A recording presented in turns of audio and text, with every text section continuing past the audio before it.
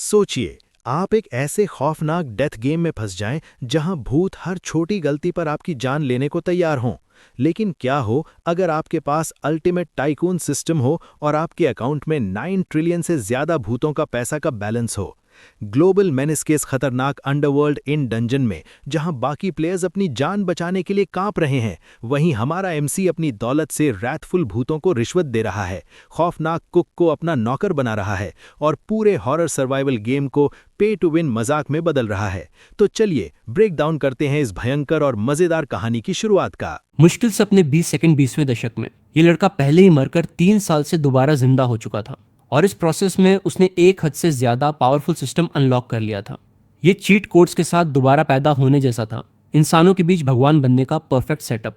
पर किस्मत का एक ऐसा मजाक था। लिनू का सिस्टम अंडरवर्ल्ड का बैंक था। आज तक उसने हैरान कर देने वाली 90 ट्रिलियन घोस्ट करेंसी भूत पिशाच की करेंसी जमा कर ली थी। क्या इसका मतलब यह था कि वो मरने के बाद ही लग्जरी की जिंदगी जी सकता था? कोई भी नॉर्मल इंसान इसे एंजॉय करने के लिए खुशी खुशी नरक में कूद जाता। पर लियो मर मर के थक चुका था। वो किसी भी हालत में उस सबसे दोबारा नहीं गुजरना चाहता था। अचानक नल से टपकता हुआ पानी खून जैसा लाल हो गया और बाथरूम के शीशे पर एक गहरे लाल रंग का नोटिफिकेशन आया। कंग्रेचुलेशंस, आपने हॉरर गेम के 5th इंटरनल टेस्ट के लिए क्वालिफाई कर लिया है। ये इंस्टेंस 16 घंटे में ओपन होगा। लेनू बस यही सोच पाया, ये आखिर क्या बला है। ये उसका अंडरवर्ल्ड करेंसी सिस्टम नहीं था, वो तो उसके कॉन्शियसनेस दिमाग में एग्जिस्ट करता था, इसलिए वो बिना देखे उसके कंटेंट जानता था। ये हॉरर गेम सिस्टम पक्का कोई बाहरी घुसपैठिया था। लियो ने सावधानी से शीशे को छूने के लिए हाथ बढ़ाया। तुरंत उसने एक डरावनी शक्ति को उसे बुलाते हुए महसूस किया, जो डार्क, चिलिंग और अजीब थी और मौत की जानी पहचानी बदबू से भरी थी। लियो ने खुद को शांत रहने को कहा। नोटिस के अनुसार उसे कल इस हॉरर गेम में जबरदस्ती डाल दिया जाएगा और ये पहले से ही 5th राउंड था। ऐसा लग रहा था कि ये गेम काफी टाइम से चल रहा था। जब भी डाउट हो गूगल से पूछो। लियोनू ने तुरंत हॉरर गेम कीवर्ड सर्च किया, पर उसे बस सेंसेशनल क्लिकबेट ही मिला। बिल्कुल आखिरी पेज तक स्क्रॉल करने के बाद उसे आखिरकार हॉरर गेम के बारे में एक लाल रंग की वेबसाइट मिल गई। पता चला कि पूरी दुनिया में हो रही रहस्यमयी घटनाएं फेक न्यूज नहीं थी, वो इसी गेम से लौटने वाले प्लेयर्स की वजह से हो रही थी। इन्वेस्टिगेशन सेंटर नंबर 9 खास तौर पर इस गेम से निपटने के लिए बनाया गया था। जिनको ये चुनता है उन्हें बदला लेने वाले भूतों से भरे एक सर्वाइवल इंस्टेंस में फेंक दिया जाता है। रूल्स तोड़ो और तुम भूतों का खाना बन जाओगे। हर इंस्टेंस में कम से कम आधे प्लेयर्स का मरना तय है, पर बचने वालों को भूतों और उनके कर्स्ड आर्टिफैक्ट शापित चीजों को कंट्रोल करने की पावर मिल जाती है। तुम जिंदा रहोगे या मरोगे, ये इस बात पर डिपेंड करता था कि तुम्हारे पूर्वज तुम्हारी रक्षा कर रहे हैं या नहीं। लिनू ने सोचा कि इस गेम में एंटर करना इतनी भी बुरी बात नहीं है। अगर गेम की दुनिया में सच में दानव और भूत हैं, तो रियल वर्ल्ड भी सेफ नहीं था। वो इन आत्माओं से लड़ने की पावर पाने के लिए गेम में एंटर करेगा। इसके अलावा उसके अंडरवर्ल्ड बैंक सिस्टम के साथ उसके बचने के चांसेस थोड़े ज्यादा होने चाहिए। शायद उसका सोकॉल्ड घोस्ट मनी सिस्टम सिर्फ इस नरक जैसे गेम की वजह से ही सामने आया था। लियो ने कपड़े बदले और अंडरवर्ल्ड द्वारा उसका नाम पुकारे जाने का वेट करने लगा। ठीक आधी रात को एक अंधा कर देने वाली रोशनी फूटी। लियो के पैरों के नीचे की जमीन फट गई और वो एक दूसरे डायमेंशन में गिर गया। ये इंस्टेंस मिशन में येलो स्प्रिंग्स इन था। 2 दिन तक काम करो और जिंदा रहो। लियो के साथ 5 और प्लेयर्स थे। लिन्यू प्रैक्टिस की हुई कूलनेस के साथ लैंड हुआ। उसके सामने एक टूटी फूटी सराय खड़ी थी जो एक सुनसान और डरावने लैंडस्केप से घिरी हुई थी। तभी 5 और प्लेयर्स प्रकट हुए, 3 आदमी और 2 औरतें। एक लंबा मस्कुलर आदमी बोला, लगता है इस बार मेरे अलावा बाकी सब यहाँ रूकी नए हैं। वो 4th राउंड का प्लेयर था। हर आधे महीने में एक इंस्टेंस होता था, इसलिए ये 5th था। पर जिंदा बचना कोई आसान काम नहीं था, जिसका सबूत उसके हाथों पर भरे हुए भयानक निशान थे। ये देखकर दोनों लड़कियों के चेहरे डर से भर गए। लियो शांति से आगे बढ़ा, बड़े भाई, इतनी बार जिंदा बचना ही पहले से काफी इंप्रेसिव है। क्या आपके पास कोई एक्सपीरियंस है जो आप हम नए लोगों के साथ शेयर कर सकें? वो आदमी हैरान था कि लियो जैसा नया खिलाड़ी दूसरों की तरह पैनिक नहीं कर रहा था। शायद इस बच्चे में जिंदा बचने का दम था। वेटरन ने एक्सप्लेन किया, इस गेम के भूत बिना वजह किसी को नहीं मारते। एक सर्वाइवर होने के नाते उसने उन्हें 2 एडवाइस दी। पहला, गेम के रूल्स कभी मत तोड़ना जब तक कि तुम भूतों का डिनर नहीं बनना चाहते। और दूसरा, सबसे बेसिक रूल्स प्लेयर्स को सीधे तौर पर बता दिए जाएंगे। ये इन्फॉर्मेशन लिनू ने ऑनलाइन जो पढ़ा था उससे कुछ खास अलग नहीं थी, पर ऐसा लग रहा था जैसे सबसे जरूरी डिटेल्स अभी भी मिसिंग थी। अपनी खुद की जान बचाने के लिए दूसरों की बलि दी जा सकती थी। तभी इनका दरवाजा चरमराते हुए खुला। रोंगटे खड़े कर देने वाली उस आवाज ने पूरे ग्रुप को घूमने पर मजबूर कर दिया। एक बिगड़े हुए चेहरे और एक भयानक स्माइल वाला एक बूढ़ा आदमी बाहर आया। एक फटी हुई आवाज में उसने कहा, आप सभी का येलो स्प्रिंग्स इन में स्वागत है। आप लोग यहाँ काम करने आए हैं। उसने खुद को इनका अकाउंटेंट बताया, जिसे मैडम ने उन्हें उनका काम सौंपने के लिए भेजा था।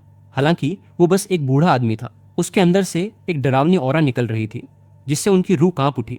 ये बिना किसी डाउट के एक बदला लेने वाली आत्मा थी। शुरू करने से पहले अकाउंटेंट इनके कुछ रूल्स बताना चाहता था।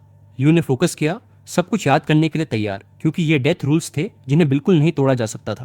पहला, चाहे उन्हें कहाँ भी काम दिया जाए, उन्हें अपना काम लगन से पूरा करना होगा। अगर किसी ने काम चोरी की तो मैडम उन पर कोई रहम नहीं खाएगी। जब उसने मैडम का जिक्र किया तो अकाउंटेंट के चेहरे के भाव देखकर लिन ने अंदाजा लगाया कि वो एक और भी ज्यादा पावरफुल भूत है, इसीलिए ये बूढ़ा आदमी इतना डरा हुआ था। दूसरा रूल, इनमें किसी भी चीज को नुकसान मत पहुंचाना।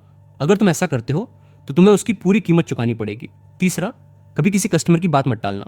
हालांकि मैडम उन्हें डायरेक्टली सजा नहीं देगी, पर इनमें बहुत से गुस्से वाले मेहमान आते हैं। अगर उन्हें प्लेयर्स को सबक सिखाने का कोई बहाना मिल गया तो मैडम उन्हें बचाएगी नहीं। आखिर में किसी के पास कोई सवाल न होने पर उसने काम बांटना शुरू किया। उसने इशारा किया और चुपचाप चला गया, पर उन्हें एक ऐसी नजर देने से पहले नहीं जो कह रही थी सेफ रहना। उसके बाद नशेड़ी और एक जवान औरत को लिविंग रूम साफ करने का काम मिला। वहीं गवर्नमेंट ऑफिशियल को बूढ़े आदमी के साथ अकाउंट बुक्स ऑडिट करने के लिए ऊपर भेज दिया गया। अब बस लिन यू और वो जवान स्कूल की लड़की बचे थे। बूढ़े आदमी ने उन दोनों को घूरा और फिर उन्हें वेटर्स का काम दे दिया, मेहमानों के ऑर्डर्स लेने और सर्व करने के लिए। मेन हॉल उस दरवाजे से सीधा आगे है। मुझे उम्मीद है कि तुम दोनों अपनी औकात में रहोगे और कोई गड़बड़ नहीं करोगे। अकाउंटेंट की डरावनी मुस्कान ने लड़की के चेहरे का रंग उड़ा दिया। लियो ने जल्दी से उसका हाथ पकड़ा और उसे अंदर खींच लिया, ये जानते हुए कि डर के मारे सुन्न पड़ जाना उसे मरने वाला पहला शख्स बना देगा। अंदर आते ही लड़की ने अपना इंट्रोडक्शन ली सरनेम के साथ दिया। लियो ने उसे शाओली बुलाने का फैसला किया और अपना नाम एक सीक्रेट रखा। ग्रुप के लीडर ने भी अपना नाम नहीं बताया था। ऐसा लग रहा था कि यहाँ अपनी पहचान बताना एक बुरा आइडिया था। वो मेन हॉल में आए, जहां सर्व करने के लिए कस्टमर्स का वेट करने के अलावा कोई काम नहीं था। तभी एक मेहमान अंदर आया और उसे देखकर उनका खून जम गया। एक बहुत बड़ा पिशाच वहां खड़ा उन्हें देखकर राल टपका रहा था। वाह, ये क्या है? ताजे इंसान। लियो का मुंह फड़का जब उसने जबरदस्ती मुस्कुराते हुए इज्जत के साथ उस जानवर को अंदर बुलाया। वह जानवर बड़बड़ाते हुए भारी कदमों से अंदर आया। तो तुम लोग नौकर हो। अगर तुमने कुछ नहीं कहा होता तो मुझे लगता कि तुम लोग मेनू में हो। पहला ट्रायल खत्म हो गया था, मुश्किल से। शाओली अभी भी उस सदमे से उबर नहीं पाई थी जो उसने अभी देखा था। वो जानवर बैठ गया, जिसकी वजह से लकड़ी की कुर्सी झुक गई और चरमराने लगी। अपने भारी वजन के नीचे लगभग टूटने ही वाली थी। लिनियो ने राहत की सांस ली। अच्छी बात है कुर्सी टूटने से बच गई, उसने सोचा, वरना क्या पता अगर नुकसान की भरपाई हमें ही करनी पड़ती। उस पिशाच ने 2 सोने के सिक्के टेबल पर फेंके और गरज कर बोला, पहले मेरे लिए गर्म पानी का पॉट और टेबल वेयर का एक सेट लेकर आओ। लियो ने एक बार फिर इज्जत से सिर हिलाया। अभी लाया सर। वो उबलते पानी की तरफ बढ़ा, अजीब आकार के बाउल्स और चॉपस्टिक्स को देखकर घबराया हुआ, पर फिर भी आगे बढ़ता गया। जब शाओली ने टीपॉट उठाने के लिए हाथ बढ़ाया तो लिन यू ने उसे तुरंत रोक दिया। पॉट बहुत ज्यादा भारी था, वो इसे खुद हैंडल करेगा ताकि ऐसी कोई गलती ना हो जिससे उनका मेहमान गुस्सा हो जाए। अचानक टीपॉट का ढक्कन एक मुंह की तरह खुल गया और वो चिल्लाया, आह, ये बहुत गर्म है, दर्द हो रहा है, मुझे मार दो। उसके साथ ही उसने उबलता हुआ पानी हर जगह उगल दिया। खोलने वाले पानी ने लिनू का हाथ जला दिया और उसके रिफ्लेक्सेस ने उसे पॉट गिराने पर मजबूर कर दिया, जो फर्श पर गिरकर चकनाचूर हो गया। शाओली ने उसे देखा, भाई लिन, टीपॉट टूट गया है। शायद हम इन टुकड़ों को छुपा सकते हैं। लियू ने चुपचाप शाओली की हिम्मत की तारीफ की। वो उसे अकेले फैसले नहीं देने वाली थी, पर वो जानता था कि इसे छुपाना नामुमकिन है। जैसा उसने सोचा था, ठीक वैसे ही बूढ़ा अकाउंटेंट अंधेरे से कूदकर बाहर आया। कैसे अनाड़ी जवान बेवकूफ हो, तुमने अभी शुरू ही किया है और तुमने अभी से चीजें तोड़नी शुरू कर दी। ये टीपॉट 50 तांबे के सिक्कों का है। तुम यहां हो इसलिए तुम्हारे पास मुझे चुकाने के लिए पैसे नहीं है। तुम भुगतान क्यों नहीं करते? जिस हाथ ने इसे तोड़ा है उसके साथ बूढ़े आदमी ने छलांग लगाई। उसके म्यूटेटेड रूप बदले हुए हाथ उसकी तरफ बढ़ रहे थे। पर लियू गर्जा, रुको, किसने कहा मैं पे नहीं कर सकता? एक ही पल में लिन्यू ने अपने नेदरवर्ल्ड बैंक सिस्टम को सम्मन किया, 50,000 हेडीज नोट्स विदड्रॉ किए और उन्हें सिक्कों में कन्वर्ट कर लिया। यह सिस्टम प्रैक्टिकली इस डेथ गेम के लिए ही बना था। यह पहली बार था जब लिन यू सच में इसमें से पैसे निकाल पाया था। उसके हाथ से एक शानदार रोशनी फूटी जिसने बूढ़े अकाउंटेंट को पीछे हटने पर मजबूर कर दिया। बूढ़े आदमी के हाथ तुरंत पीछे हट गए। उसके चेहरे पर ठंडा पसीना बहने लगा जब उसने लिनू की प्योर नेदरवर्ल्ड ऑरा महसूस की, एक ऐसी एनर्जी जो मैडम से भी ज्यादा ताकतवर थी। लिन्यू के हाथ में सिक्कों की कई लड़ियां आ गईं। उसने पेमेंट के रूप में 1000 कॉपर कॉइन्स के बराबर एक लड़ी बूढ़े आदमी की तरफ कैजुअली उछाल दी। अकाउंटेंट डर गया था। 1000 कॉपर कॉइन्स उसकी भूत वाली जिंदगी खरीदने के लिए काफी थे। अगर लिनू ने वो पैसे पिशाच कस्टमर को ऑफर किए तो वो जानवर खुशी खुशी उसे मार देगा और मैडम भी इसकी परमिशन दे देगी। पर लियू अब पूरी 5 सिक्कों की लड़ियां निकाल सकता था। उसने सबको बुला लिया, जिससे बूढ़ा आदमी डर के मारे शांत हो गया। ऐसा लग रहा था कि भूतों को भी डर और आदर महसूस होता है जब उनका सामना पैसे के असली भगवान से होता है। अगर सिर्फ 50,000 उसे ऐसे डरा सकते हैं तो उसके पास बचे हुए 90 ट्रिलियन क्या करेंगे। उसका गोल्डन फिंगर क्लियर था कि उसके अंदाजे से भी कहीं ज्यादा पावरफुल था। इसके अलावा अकाउंटेंट के रिएक्शन ने रूल्स में एक रुकावट को कंफर्म कर दिया था। ऐसा लग रहा था कि बदला लेने वाली आत्माएं लोगों को अपनी मर्जी से मारकर उनकी चीजें नहीं छीन सकती थीं। लिनू ने सिक्कों की लड़ियां आगे बढ़ाई। आगे बढ़ो, उसने कहा, इसे ले लो। क्या अकाउंटेंट्स को पैसे के मामले में अच्छा नहीं होना चाहिए? बूढ़े आदमी ने अपनी पूरी जिंदगी में इतना सब कभी नहीं देखा था। बस इसे पकड़ना ही दोबारा मरने जैसा लग रहा था। लियू ने बूढ़े आदमी पर कोई ध्यान नहीं दिया। अब उसके पास नेदरवर्ल्ड सिस्टम से फर्स्ट टाइम स्पेंडर नाम का एक नया मिशन था। अगर लिन यू ने 1 लाख हेडीज नोट से ज्यादा खर्च किए तो उसे एक कैशबैक कार्ड और 9 अंडरवर्ल्ड सोल बिविचिंग वाइन की एक बोतल मिलेगी। सिस्टम ने टूटे हुए टीपॉट की कीमत 100 हेडीज नोट्स लगाई, जिसमें 100 टाइम्स की पेमेंट लिमिट थी। उसके ऊपर कुछ भी मिशन के लिए काउंट नहीं होगा। उसने कैशबैक कार्ड के आइडिया को साइड में फेंक दिया। आखिरकार पैसा ऐसी चीज थी जिसकी उसके पास कोई कमी नहीं थी। जिस चीज में लिन यू को सच में इंटरेस्ट था वो थी 9 अंडरवर्ल्ड्स सोल बिविचिंग वाइन। इसका नाम ही बताता था कि ये कोई आम चीज नहीं थी। हालांकि वो भूतों को कमांड करने के लिए पैसे का यूज कर सकता था, पर वो जानता था कि इस दुनिया के रूल्स किसी भी पल बदल सकते हैं। इस दुनिया में सच में सेफ रहने के लिए उसे अपनी खुद की ताकत पर भरोसा करना होगा। अब जबकि वो इस इंस्टेंस के रूल्स समझ गया था, अब लिनू के लिए सिस्टम के मिशन को जल्दी से पूरा करने का टाइम आ गया था। इस प्लेट के लिए कितना, लियू ने पूछा। अकाउंटेंट हकलाया। 100 कॉपर्स सर। अपने हाथ के एक ही झटके से लिनू ने दर्जनों प्लेट जमीन पर गिराकर तोड़ दी, जिससे बूढ़ा भूत डर गया। लियू ने फिर बागी के पैसे भरपाई के तौर पर दे दिए। बूढ़े आदमी को कोई आइडिया नहीं था कि यह शख्स कौन है या इसका मकसद क्या है, पर एक बात पक्की थी, किसी के पास भी इतना पैसा हो तो वो एक अच्छा इंसान ही होना चाहिए। ये बूढ़ा भूत आपको दोस्त कहने की हिम्मत नहीं करेगा सर, अकाउंटेंट ने चापलूसी भरी मुस्कान के साथ कहा। पर अगर आपको कभी कोई परेशानी आई तो मैं आपका वफादार बैल और घोड़ा बनूंगा, आपके हर हुक्म को मानने के लिए तैयार। कैसा चापलूस है, उन भेंगी धोखेबाज आंखों के साथ। लिनियो ने उसे पैसे उछाल कर दिए। उसकी नजर कांपते हुए बाउल्स के ढेर पर चली गई। तभी एक नई आवाज हवा में गूंजी। सर, मुझे आपसे हमारे एस्टेब्लिशमेंट के रूल्स को फॉलो करने के लिए कहना होगा। अगर ऐसा चलता रहा तो हम अपना बिजनेस नहीं चला पाएंगे। बूढ़े अकाउंटेंट ने ओनर की आवाज पहचान ली। ये किसी भूत जैसी बिल्कुल नहीं थी, बल्कि हैरानी से काफी सॉफ्ट थी।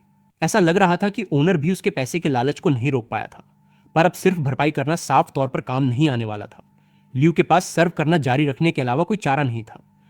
अगर ये स्मर्फ जैसा भूत सेटिस्फाई नहीं हुआ तो उसे और पैसे की रिश्वत देनी पड़ेगी। पर उम्मीद के खिलाफ भूत का पूरा रवैया ही बदल गया। उसने लिन्यू से एक डरपोक और शांत आवाज में बात की। सब ठीक है, मुझे कोई जल्दी नहीं है। उन तीनों ने घूर कर देखा। उसके इस नए बर्ताव पर उनके जबड़े खुले के खुले रह गए। भूत इनसिक्योर फील कर रहा था। उसके अपने नाम पर 3 कौड़ी भी नहीं थी। वो अपने आप को लिन्यू जैसे आदमी से कंपेयर करने की हिम्मत कैसे कर सकता था, जो पानी की तरह पैसे बहा रहा था। शायद कोई ताकतवर फिगर उसे कभी न खत्म होने वाली यीन एनर्जी सप्लाई कर रहा था। लिन्यू के दिमाग में एक डरावना ख्याल आया। वो आगे बढ़ा और भूत को इतनी देर इंतजार कराने के लिए एक मील ट्रीट करने का ऑफर दिया। अच्छा, तो फिर शुक्रिया सर। भूत हंसते हुए शर्मा गया। लियू ने उसे अपनी पसंद का कुछ भी ऑर्डर करने को कहा। आज रात सब उसकी तरफ से था। बड़ी बुरी बात है कि यहाँ का सबसे महंगा सूप भी सिर्फ 100 वेन का था, प्रैक्टिकली फ्री जैसा। भले ही ये किसी और के पैसों पर था। भूत अभी भी नर्वस था और बस हर डिश में से एक ही ऑर्डर करने की हिम्मत कर पाया। अकाउंटेंट ने तुरंत इस मौके का फायदा उठाया और किचन की तरफ दौड़ा।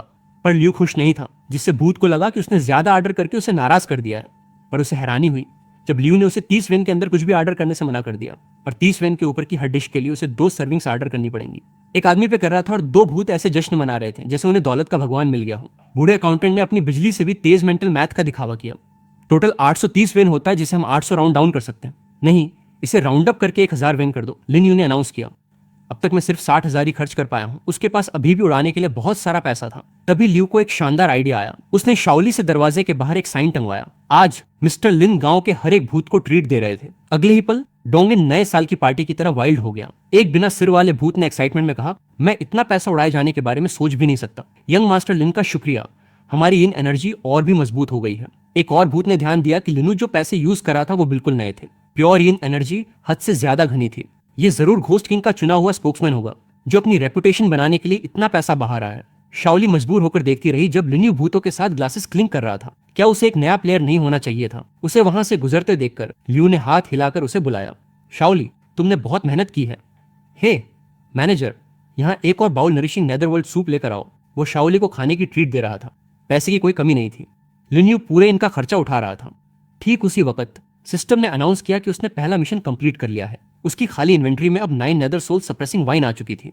इसे पीने से किसी की आत्मा और स्पिरिचुअल सेंस मजबूत हो सकती है। ये किसी घोस्ट हैमर या भूत का लेवल बढ़ा सकता है, पर कोई भी ज्यादा से ज्यादा बस 3 बॉटल्स ही पी सकता है। लिंग्यू बिल्कुल इस चीज का वेट कर रहा था। ये आइटम उसे और मजबूत बनाएगा, जिससे वो आखिरकार अपनी किस्मत खुद तय कर पाएगा।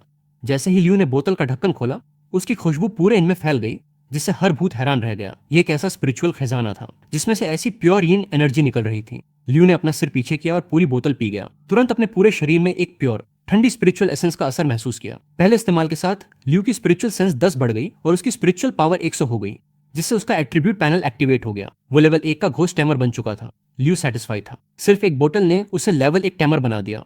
ये सच था, पैसा हर प्रॉब्लम सॉल्व कर सकता है। पहला मिशन पूरा करने के बाद सिस्टम ने तुरंत दूसरा मिशन असाइन किया, जिसका टाइटल था पानी की तरह पैसे बहाना। A perfect grade ghost timing contract reward के तौर पर पाने के लिए एक ही ट्रांजैक्शन में 3,20,000 युआन खर्च करें। लियू ने भूतों की तरफ देखा जिनके पेट पूरी तरह भर चुके थे। उनमें अब और खाना ठूसने का कोई तरीका नहीं था। तो अब वो इतने सारे पैसे कैसे खर्च करेगा? वो बड़ा स्मर्फ जैसा भूत इस पूरे टाइम लिन्यू को ऑब्जर्व कर रहा था। उसकी ऑरा मजबूत नहीं थी, पर उसकी दौलत बहुत ज्यादा थी और वो कैजुअली स्पिरिचुअल वाइन लेकर घूम रहा था। वो जरूर कोई बहुत बड़ी ताकत होगी जिसकी आत्मा को भारी नुकसान पहुंचा है। यहाँ की प्रजातियां सब अपने बचे खुचे अटैचमेंट से बंधी हुई थीं। अब वो लिन यू की चापलूसी नहीं करना चाहता था, बल्कि सच में उसकी मेहरबानी का कर्ज चुकाना चाहता था। यंग मास्टर लिन, क्या मैं आपको भाई लिन कहने की हिम्मत कर सकता हूँ? वो खड़ा हुआ और जोर से अनाउंस किया, एक छोटा शीशा दिखाते हुए। आज मैं आपकी दरियादिली से सच में अभिभूत हूँ। अपने शुक्रिया के निशान के तौर पर मैं आपको ये अनरैंक्ड यिन आर्टिफैक्ट गिफ्ट करना चाहता हूँ। उसे ये शीशा कई साल पहले मिला था, पर उसे कभी समझ नहीं आया कि इसे यूज कैसे करना है। वो बस इतना जानता था कि इसमें यिन एनर्जी डालने से वो अलग अलग तरह के भूतों और ऐसी जगहों को क्लियरली देख सकता था जहां यिन एनर्जी जमा होती है। लिनू ने उस घने काले शीशे को चेक किया। इसमें कुछ भी रिफ्लेक्ट नहीं हो रहा था। अंडरवर्ल्ड सिस्टम ने इसकी यिन एनर्जी स्कैन की और इसकी पहचान dragon soul locking ghost mirror के रूप में की। लिनू ने तुरंत स्मर्फ जैसे भूत को शुक्रिया कहा, शीशे को उसके असली नाम से पुकारते हुए। भूत हैरान रह गया। उसे विश्वास नहीं हो रहा था कि वो इतने रहस्यमय यिन आर्टिफैक्ट के बारे में जानता था। लिनू ने अपने स्टोरेज स्पेस का यूज करके शीशे को अंदर रख लिया, जिससे भूतों की भीड़ में एक और हैरानी की लहर दौड़ गई। इस इंसान के पास दरअसल एक स्पैटिल इन्वेंट्री थी। लगता है इसने कई बड़े रेल्म्स की यात्रा की है, या शायद ये यहाँ का है ही नहीं। उस वक्त हर भूत के दिमाग में बस एक ही ख्याल आया, उन्हें लिन्यू की चापलूसी करके फेवर लेना था। एक और भूत बोला, वो भी उसे खजाना पेश करना चाहता था। वो एक ग्रीवांस फर्नेस नेकलेस था जो उसने सीक्रेटली घोस्ट मार्केट से हासिल किया था। इसे पहनने से यिन एनर्जी के खतरनाक असर से बचा जा सकता था। एक घोस्ट जनरल की आखिरी ऑफेंसिव पावर। ये न सिर्फ आत्मा को बचाता है, बल्कि जरूरत पड़ने पर एक तबाह कर देने वाला काउंटर अटैक भी छोड़ सकता है। लिन यू ने इसे एक्सेप्ट कर लिया। हालांकि ये उन लेजेंडरी ग्लासेस जैसा हाई ग्रेड नहीं था, पर ये उसके करंट लेवल के हिसाब से परफेक्ट था। बाकी बची हुई आत्माओं के पास देने के लिए कोई खजाना नहीं था, इसलिए इसके बजाय उन्होंने उसे अपनी प्राइमल लीन एनर्जी दे दी, जिसे उन्होंने सीधे उसके नए नेकलेस में डाल दिया। लिनू ने पावर की एक लहर महसूस की जो इतनी ताकतवर थी कि लगा जैसे उसके शरीर से फूट पड़ेगी। मेरा दिल से शुक्रिया, उसने अपने हाथ इज्जत से जोड़ते हुए कहा। भूत खुशी से पूरे झूम उठे थे। शाओली साइड से देख रही थी, ये सोचते हुए कि ये उसके पिता के नौकर चाकरों द्वारा उन्हें गिफ्ट देने की होड़ से भी ज्यादा इंटेंस था। जब आधी रात की पार्टी खत्म हुई, बूढ़े अकाउंटेंट ने खुशी से अपने बुक्स चेक किए। आज रात का रेवेन्यू डेली एवरेज का 5 गुना था। लियू ने बाहर देखा। घनी इन एनर्जी तूफानी लहरों की तरह उठ और गिर रही थी। कोई हैरानी नहीं कि भूत जाने के लिए इतने बेताब थे। तभी मैडम की आवाज इनमें गूंज उठी। डे शिफ्ट खत्म हो चुकी है, अब ग्रैंड हॉल में डिनर का वक्त है। इसका मतलब था कि वो अब इनके बागी भूत निवासियों से मिलने वाले थे। लियू को डर था कि वो बूढ़े अकाउंटेंट की तरह आसानी से पैसे के झांसे में नहीं आएंगे। जैसे ही शाओली बागी सर्वाइवर्स के बारे में चिंता कर रही थी, एक सिस्टम नोटिफिकेशन आया। Current number of survivors 4। आखिर में ये एक गेम था। लिनू के पास पैसे थे और दूसरों के पास नहीं। उसने अभी के लिए सेफ रहने के लिए अंडरवर्ल्ड बैंक का इस्तेमाल किया, पर अपनी लास्ट विथड्रावल में एक सेकंड भी स्लो होने की वजह से उसने लगभग अपना एक हाथ खो दिया था। घोस्ट पेट्रन्स ने उसे इसलिए छोड़ दिया क्योंकि उसने उन्हें ड्रिंक्स पिलाई थी, वरना वो उसे मेनू में डाल देते। कदिस्मत से पैसा ही उसका जिंदा बचने का अकेला सहारा नहीं था। बूढ़े अकाउंटेंट ने अनाउंस किया कि परंपरा के अनुसार खाना यहीं सर्व किया जाएगा। उसी पल एक तीखी आवाज हवा में गूंजी। बूढ़े भूतली, तुम किसी नए बस बॉय के सामने क्यों गिड़गिड़ा रहे हो? एक सुअर जैसी शक्ल वाला भूत, या यूं कहें कि एक फीमेल भूत दूसरी औरत के साथ अंदर आई। दोनों घावों से भरी हुई थी। उनके साथ जो ब्लॉन्ड आदमी था वो जा चुका था। लगता है वो जिंदा नहीं बच पाया। तुम दोनों को चोट क्यों नहीं लगी? औरत ने लियू और उसके साथी को घूरा और उसके दिल में जलन और गुस्से का एक कड़वा बीज पनपने लगा। लियू ने उसकी इस घूरती हुई नजर पर ध्यान दिया, पर उसे इग्नोर कर दिया। वो उसके लिए कोई खतरा नहीं थी। इस बीच अकाउंटेंट और फीमेल भूत बहस करने लगे, जिससे इनके हायरार्की के बीच पड़ी गहरी दरारें सामने आने लगी। जियांगमा, लंबे बाल और छोटे दिमाग वाली, तुम भला क्या समझ सकती हो? तुम्हें स्टाफ को तड़पाने में मजा आता है, पर मैं अभी भी अच्छे कर्म इकट्ठे करना चाहता हूँ। बूढ़ा अकाउंटेंट गुस्से से गुर्राया। ये देखकर कि वो जीत नहीं सकती, जियांग माँ ने अपनी दुश्मनी लिन्यू की तरफ मोड़ दी, उस पर आलसी होने का इल्जाम लगाया और उसे सजा देने के लिए झाड़ू चलाया। लियू आराम से अपनी चाय पीता रहा जब उसके झाड़ू का वार उसके नेकलेस के डार्क ऑरा से एकदम रुक गया। वो हैरानी से लड़खड़ाते हुए पीछे हट गई। मिडग्रेडियन आर्टिफैक्ट तो ये है जिस पर तुम भरोसा कर रहे हो। जियांग माँ जोर से अपनी सीट पर बैठ गई, उसके वजन के नीचे कुर्सी चरमराई जब उसने लिनियो को नफरत भरी नजरों से घूरा। ये क्लियर था कि उसने उसे निशाने पर रख लिया था। मौका मिलने पर वो उसके टुकड़े टुकड़े कर देती। वो सिर्फ इसलिए सेफ था क्योंकि बागी भूत अभी भी उसकी पहचान को लेकर श्योर नहीं थे। अगर वो उसे हैंडल नहीं कर पाया तो उसे डर था कि बूढ़े अकाउंटेंट और मैडम को भी समझ आ जाएगा कि वो और कुछ नहीं, बस एक अमीर आम इंसान था। तभी दरवाजा झटके से खुला, जिससे जियांग माँ से भी ज्यादा विशाल और डरावनी प्रेजेंस सामने आई। उसकी और बूढ़े अकाउंटेंट दोनों के ठंडे पसीने छूट गए। लिन्यू भी इसे महसूस कर सकता था। नए आने वाले की पावर ने जियांग माँ को पूरी तरह बौना साबित कर दिया। वो विशाल दानव गर्जा, दूसरे आदमी को टेबल पर खाना लाने का ऑर्डर देते हुए। सर्वर ने चलते वक्त अपना सिर नीचे रखा, उसका एक हाथ गायब था। खाने का वक्त हो गया है, उसने ऑर्डर दिया। गहरे स्टू के पॉट से शाओली ने एक इंसानी आंख बाहर निकाली, जबकि दूसरी औरत ने चश्मे का एक जोड़ा निकाला। क्या ये खाना उन दो लोगों से बना हो सकता है जो मर गए थे? उन्हें हिचकिचाते देखकर शेफ गुर्राया, क्या बात है, क्या मेरी कुकिंग तुम्हें पसंद नहीं आई?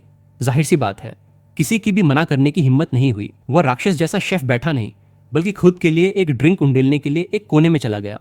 लेनू को क्लियरली शेफ के खाने का कोई शौक नहीं था, पर मना करने का मतलब था अगले खाने का मेन कोर्स बन जाना। शेफ ने अपनी वाइन डाली और बाउल में से एक आवाज रोने लगी।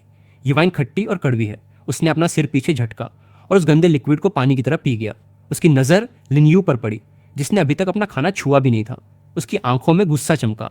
इस बच्चे ने अभी तक क्यों नहीं खाया? क्या तुम्हें मेरा खाना पसंद नहीं आया? लिन्यू बिना मन के अपनी जगह पर खड़ा हुआ। एक अचानक मूव में उसने कप को सीधे शेफ के हाथ से छीन लिया। जो वाइन कीचड़ के पानी जैसी लगती हो, वो पीने में कितनी बेकार होगी, है ना? अगले ही पल बिना किसी इज्जत के लिन्यू ने पूरा कप फर्श पर उंडेल दिया। जिसने भी ये देखा वो झटके से जम गया। क्या वो खुद को मरवाने की कोशिश कर रहा था? जियांग माँ के चेहरे पर एक शैतानी मुस्कान फैल गई। छोटा बेवकूफ, इस बार मुझे अपनी उंगली तक उठाने की जरूरत नहीं है। उसका नेकलेस उस भयानक डेमन फायर को कभी झेल नहीं पाएगा। लिन येन ने एक पल के लिए सोचा, नहीं, ये ठीक नहीं है। शेफ के पिछले एक्सप्रेशन ने दिखाया था कि वो सच में उस वाइन से नफरत करता था। क्या ऐसा हो सकता है कि भाई लिन्यू का इरादा? शेफ जियांग से निकलता हुआ गुस्सा अपने आखिरी पीक पर पहुंचता हुआ लग रहा था। तुम्हारी मुझे उकसाने की हिम्मत हुई? पर जैसे ही उसका गुस्सा फूटने वाला था, उसकी नाक में एक अजीब नशा कर देने वाली खुशबू आई। हाँ, जू शांग का गुस्सा ठंडा पड़ गया जब उसकी आंखें लियू के हाथ में पकड़ी एक बेहतरीन वाइन की बोतल पर फोकस हुई। फिर उसने नौजवान की शांत आवाज सुनी, आपको उकसाना? शेफ, मैं ऐसा क्यों करूंगा? आपकी स्किल वाले मास्टर का टेस्ट बहुत फर्स्ट क्लास होता है। मैं बस आपको ऐसी गंदी चीज पीते हुए नहीं देख सकता था। इसके साथ लिनू ने वो शानदार शराब उस कप में डाली जो वो अपने साथ लाया था। अब मेरी वाइन टेस्ट कीजिए। यहां तक कि वो जादुई कप भी शराब के अंदर की ताकतवर डार्क एनर्जी को महसूस करके गुनगुनाने लगा। गहरी तारीफ भरी सांसें लेने लगा। झू जियांग ने सीरियसली इस पर सोचा। अगर किसी आम इंसान ने उसे उकसाने की हिम्मत की होती तो वो इस वक्त उसका मुक्का खा रहा होता। पर यह आदमी गलत नहीं था। ये वाइन इन द्वारा ऑफर की गई वाइन से कहीं ज्यादा बेहतर थी। कुछ पल की कशमकश के बाद उसने आखिरकार हार मान ली और बैठ गया। ठीक है, मैं तुम्हारी वाइन ट्राई करूंगा। लियू ने इज्जत के साथ उसे शुरू करने का इशारा किया। बिना किसी हिचकिचाहट के जू शांग ने उसे गटकना शुरू कर दिया। जैसे ही शराब उसकी जीभ पर लगी, उसकी आंखें चमक उठी। हर एक बूंद जो जू शांग पीता वो उसकी इमेजिनेशन को नई ऊंचाइयों पर ले जाती थी। जैसे जैसे जू शांग उस आनंद भरी राह पर चला, उसके चेहरे पर पूरी तरह से सेटिस्फैक्शन दिखने लगा।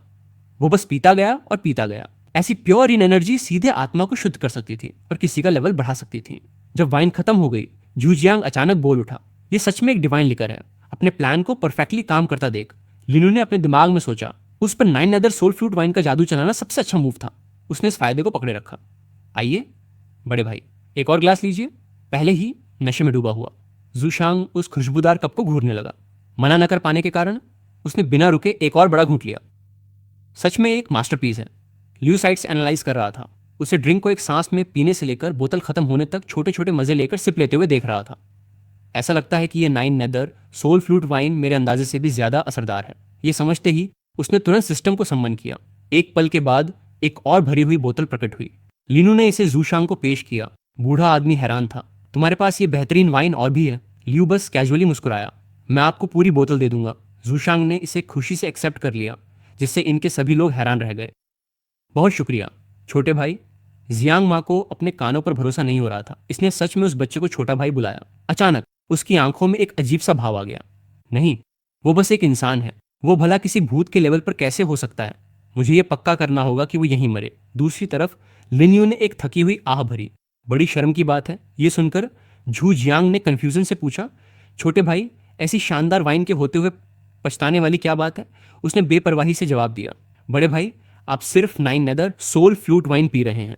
आप इसके असली फ्लेवर को तब तक एंजॉय नहीं कर सकते जब तक इसके साथ खाने के लिए कुछ ना हो।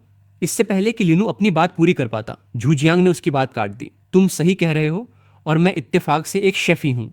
चलो इस वाइन के साथ पेयर करने के लिए मैं कुछ ब्लड रिचिंग डिशेस तैयार कर देता हूँ, लियू बोला। मुझे पता है आपकी कुकिंग स्किल्स शानदार हैं बड़े भाई, पर जो इंग्रेडिएंट्स बचे हैं वो आपके टैलेंट के लायक नहीं हैं। इस पर लियो ने अपनी आवाज धीमी की, और भला एक भूत से ज्यादा यिन एनर्जी किसके पास होती है? उसके मुंह के किनारे पर एक चालाक मुस्कान तैर गई। क्या मेन इंग्रेडिएंट के रूप में एक भूत को पकाना और भी ज्यादा स्वादिष्ट नहीं होगा? लिन्यू की बातें सुनकर झू जियांग खुद से बड़बड़ाया। एक भूत को पकाना? उसने अचानक लिन्यू के कंधे पर थपथपाया। ये वाकई में और भी ज्यादा डिलीशियस होगा। छोटे भाई ये किसी गुनाह से कम नहीं है कि हम पहले क्यों नहीं मिले? ऐसा बोलते हुए जू शांग की नजरें उनके सामने वाले ग्रुप पर तेजी से घूमी। ये देखकर जियांग माँ के चेहरे पर बारिश की तरह पसीना बहने लगा। वो गुर्राई, तुम्हें क्या लगता है तुम क्या कर रहे हो? मैंने तुम्हें नाराज करने वाला कुछ नहीं किया है। हम सब येलो स्प्रिंग्स इन में काम करते हैं। रूल्स तोड़ने की हिम्मत भी मत करना। उसकी बातें सुनकर लिन्यू तुरंत रूल समझ गया। तो इस हॉरर गेम के असली निवासियों के लिए भी इंसानों या भूतों को मारने के लिए उन्हें एक स्ट्रिक्ट रूल्स के सेट को फॉलो करना पड़ता है। बूढ़े घोंसले ने जल्दी से बीच में दखलंदाजी की। इसने तुम्हें नाराज नहीं किया है, तुम रूल्स तोड़ रहे हो। मैं इतना पक्का नहीं हूँ। जियांग माँ, तुमने अभी मेरे इस छोटे भाई पर हमला करने की कोशिश की थी। उन्हें बहस करते देख लियो के माथे पर शिकन आ गई। बूढ़े आदमी ने चिल्लाया, तुम जानबूझकर मुसीबत खड़ी कर रही हो। मुझे अपने मैनेजमेंट के अंदर आने वाले स्टाफ से निपटने का पूरा हक है। तुम ही वो हो जिसने सबसे पहले येलो स्प्रिंग्स इनके रूल्स तोड़े हैं। उसने गुस्से से मुंह बनाया। बूढ़े घोंसली, तुम बस अपनी पोजीशन का यूज करके अपना पर्सनल बदला ले रहे हो। उसके शब्द ने जैसे जियांग माँ को हद से गुजरने पर मजबूर कर दिया था। उसके अंदर एक भयानक गुस्सा जगा दिया था। पर इससे पहले कि जियांग माँ आगे बढ़ती, जुशांग पहले ही एक्शन में आ चुका था। अपनी पूरी ताकत के साथ उसने एक लकड़ी का तख्ता सीधा उसकी तरफ फेंक मारा। हालांकि दर्द से बुरी हालत थी। जियांग माँ चिल्ला उठी, झू जियांग, भले ही मैडम ने तुम्हें इंचार्ज बनाया हो, पर तुम ऐसा कैसे कर सकते हो? उसने उसे याद दिलाया कि डिनर आवर्स के दौरान तुम बिना वजह किसी और स्टाफ मेंबर पर हमला नहीं कर सकती। ये येलो स्प्रिंग्स इनका एक रूल है, तुमने इसे पहले तोड़ा है। जैसे ही उसकी बात खत्म हुई, झू शांग ने अपने ब्लेड से उसे एक साफ कट दे दिया। इसके अलावा ये छोटा भाई एक मॉडल एम्प्लॉई है, मेहनती और दोस्ती वाला। इस वजह से जियांग माँ, तुम्हारा जुर्म और भी बड़ा हो जाता है। उसने जला देने वाला दर्द महसूस किया, पर इसके साथ गुस्से की एक लहर भी उठी। नहीं, इससे पहले कि वो और कुछ कह पाती, उस चाकू से निकली पावर ने उसके शरीर को तड़पा दिया। ज्यादा वक्त नहीं गुजरा कि वो खड़ी तक नहीं रह पाई और सीधे जमीन पर गिर पड़ी। उसका शरीर और आत्मा पूरी तरह से टूट चुके थे। जियांग माँ एक ढेर की तरह बिखर गई। यह देखकर लिन्यू दंग रह गया। शेफ ने खुद ही उसे मार दिया।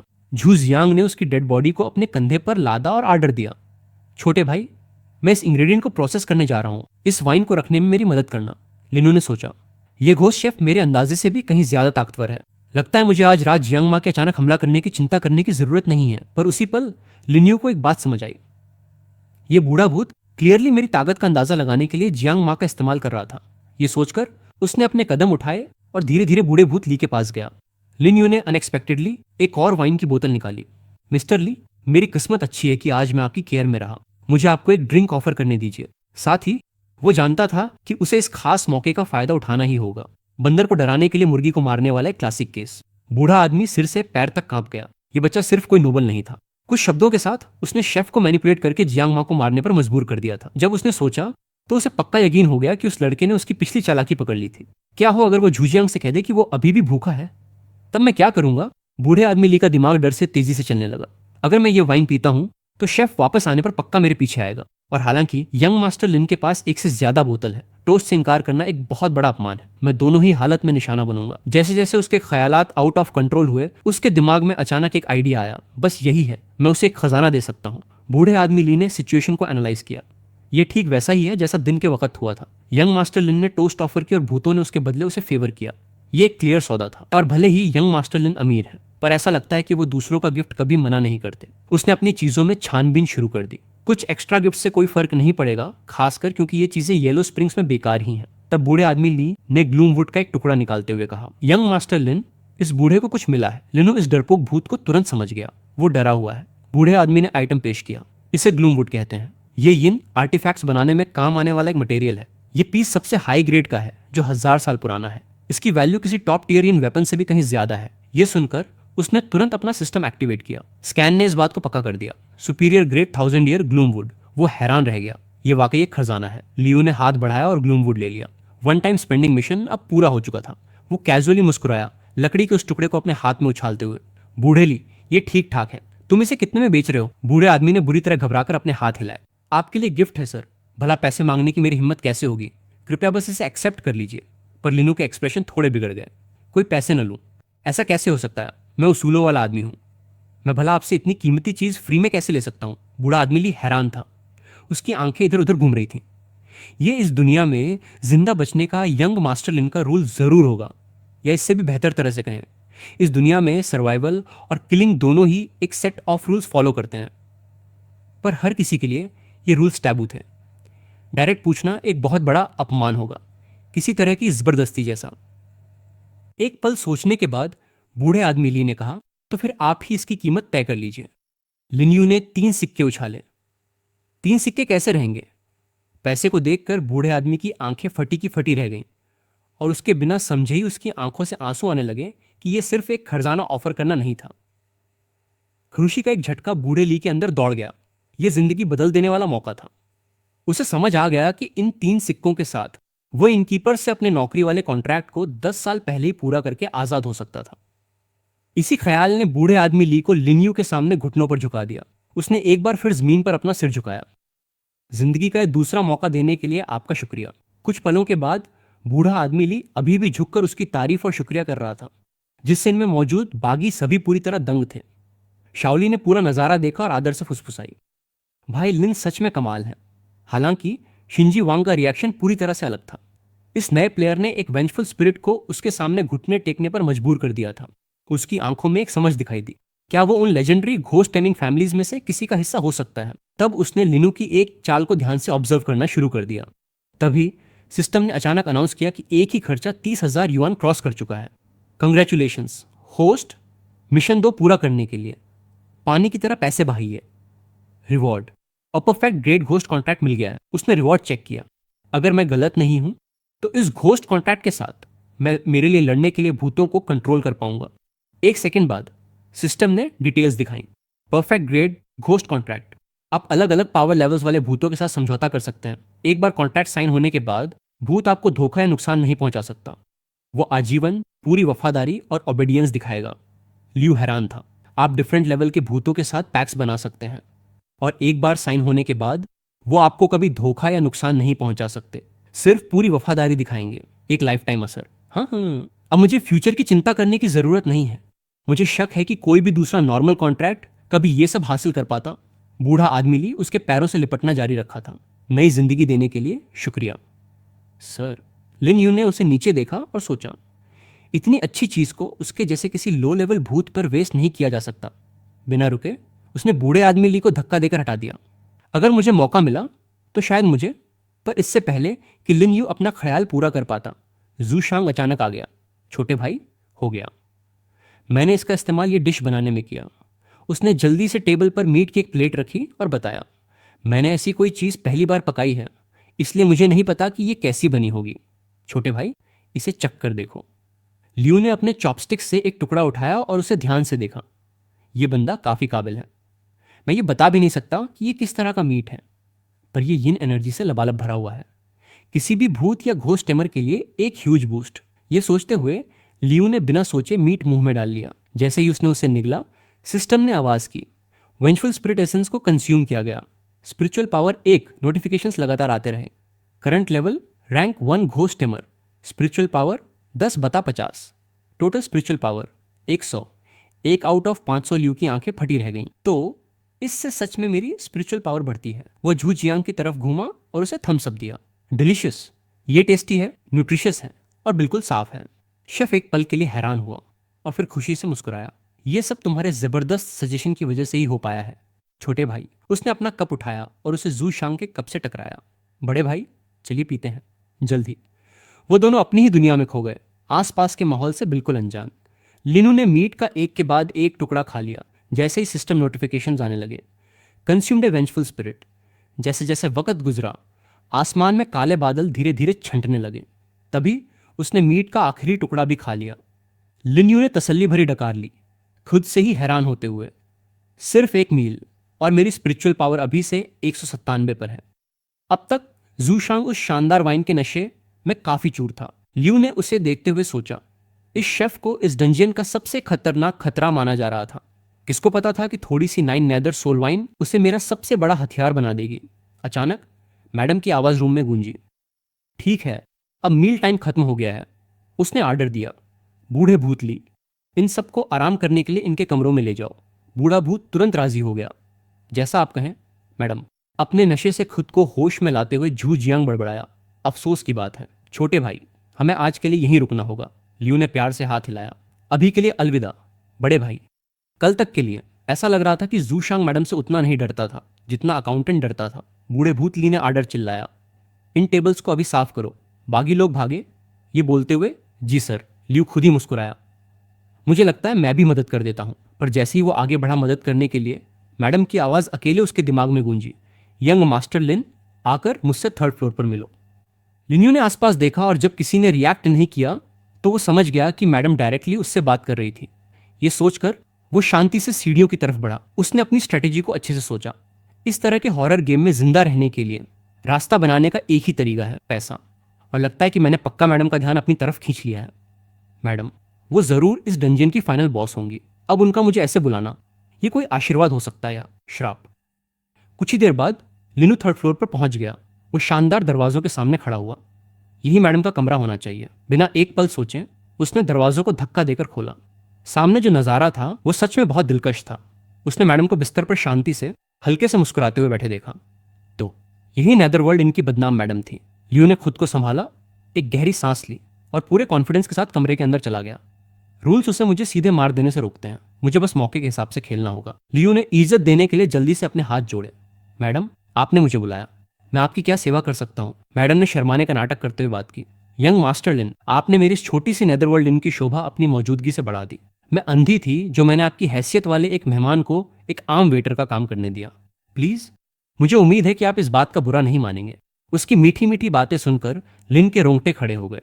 ये ताकतवर आत्मा उसे माफी मांग रही थी। उसने जल्दी से जवाब दिया, इसकी कोई बात नहीं, मैं सिर्फ जिंदगी का अनुभव कर रहा था। उसने अपने मन में सोचा, ये मैडम जू जियांग से कहीं ज्यादा ताकतवर एक बदला लेने वाली आत्मा है और इसकी पर्सनैलिटी बिल्कुल भी सिंपल नहीं है।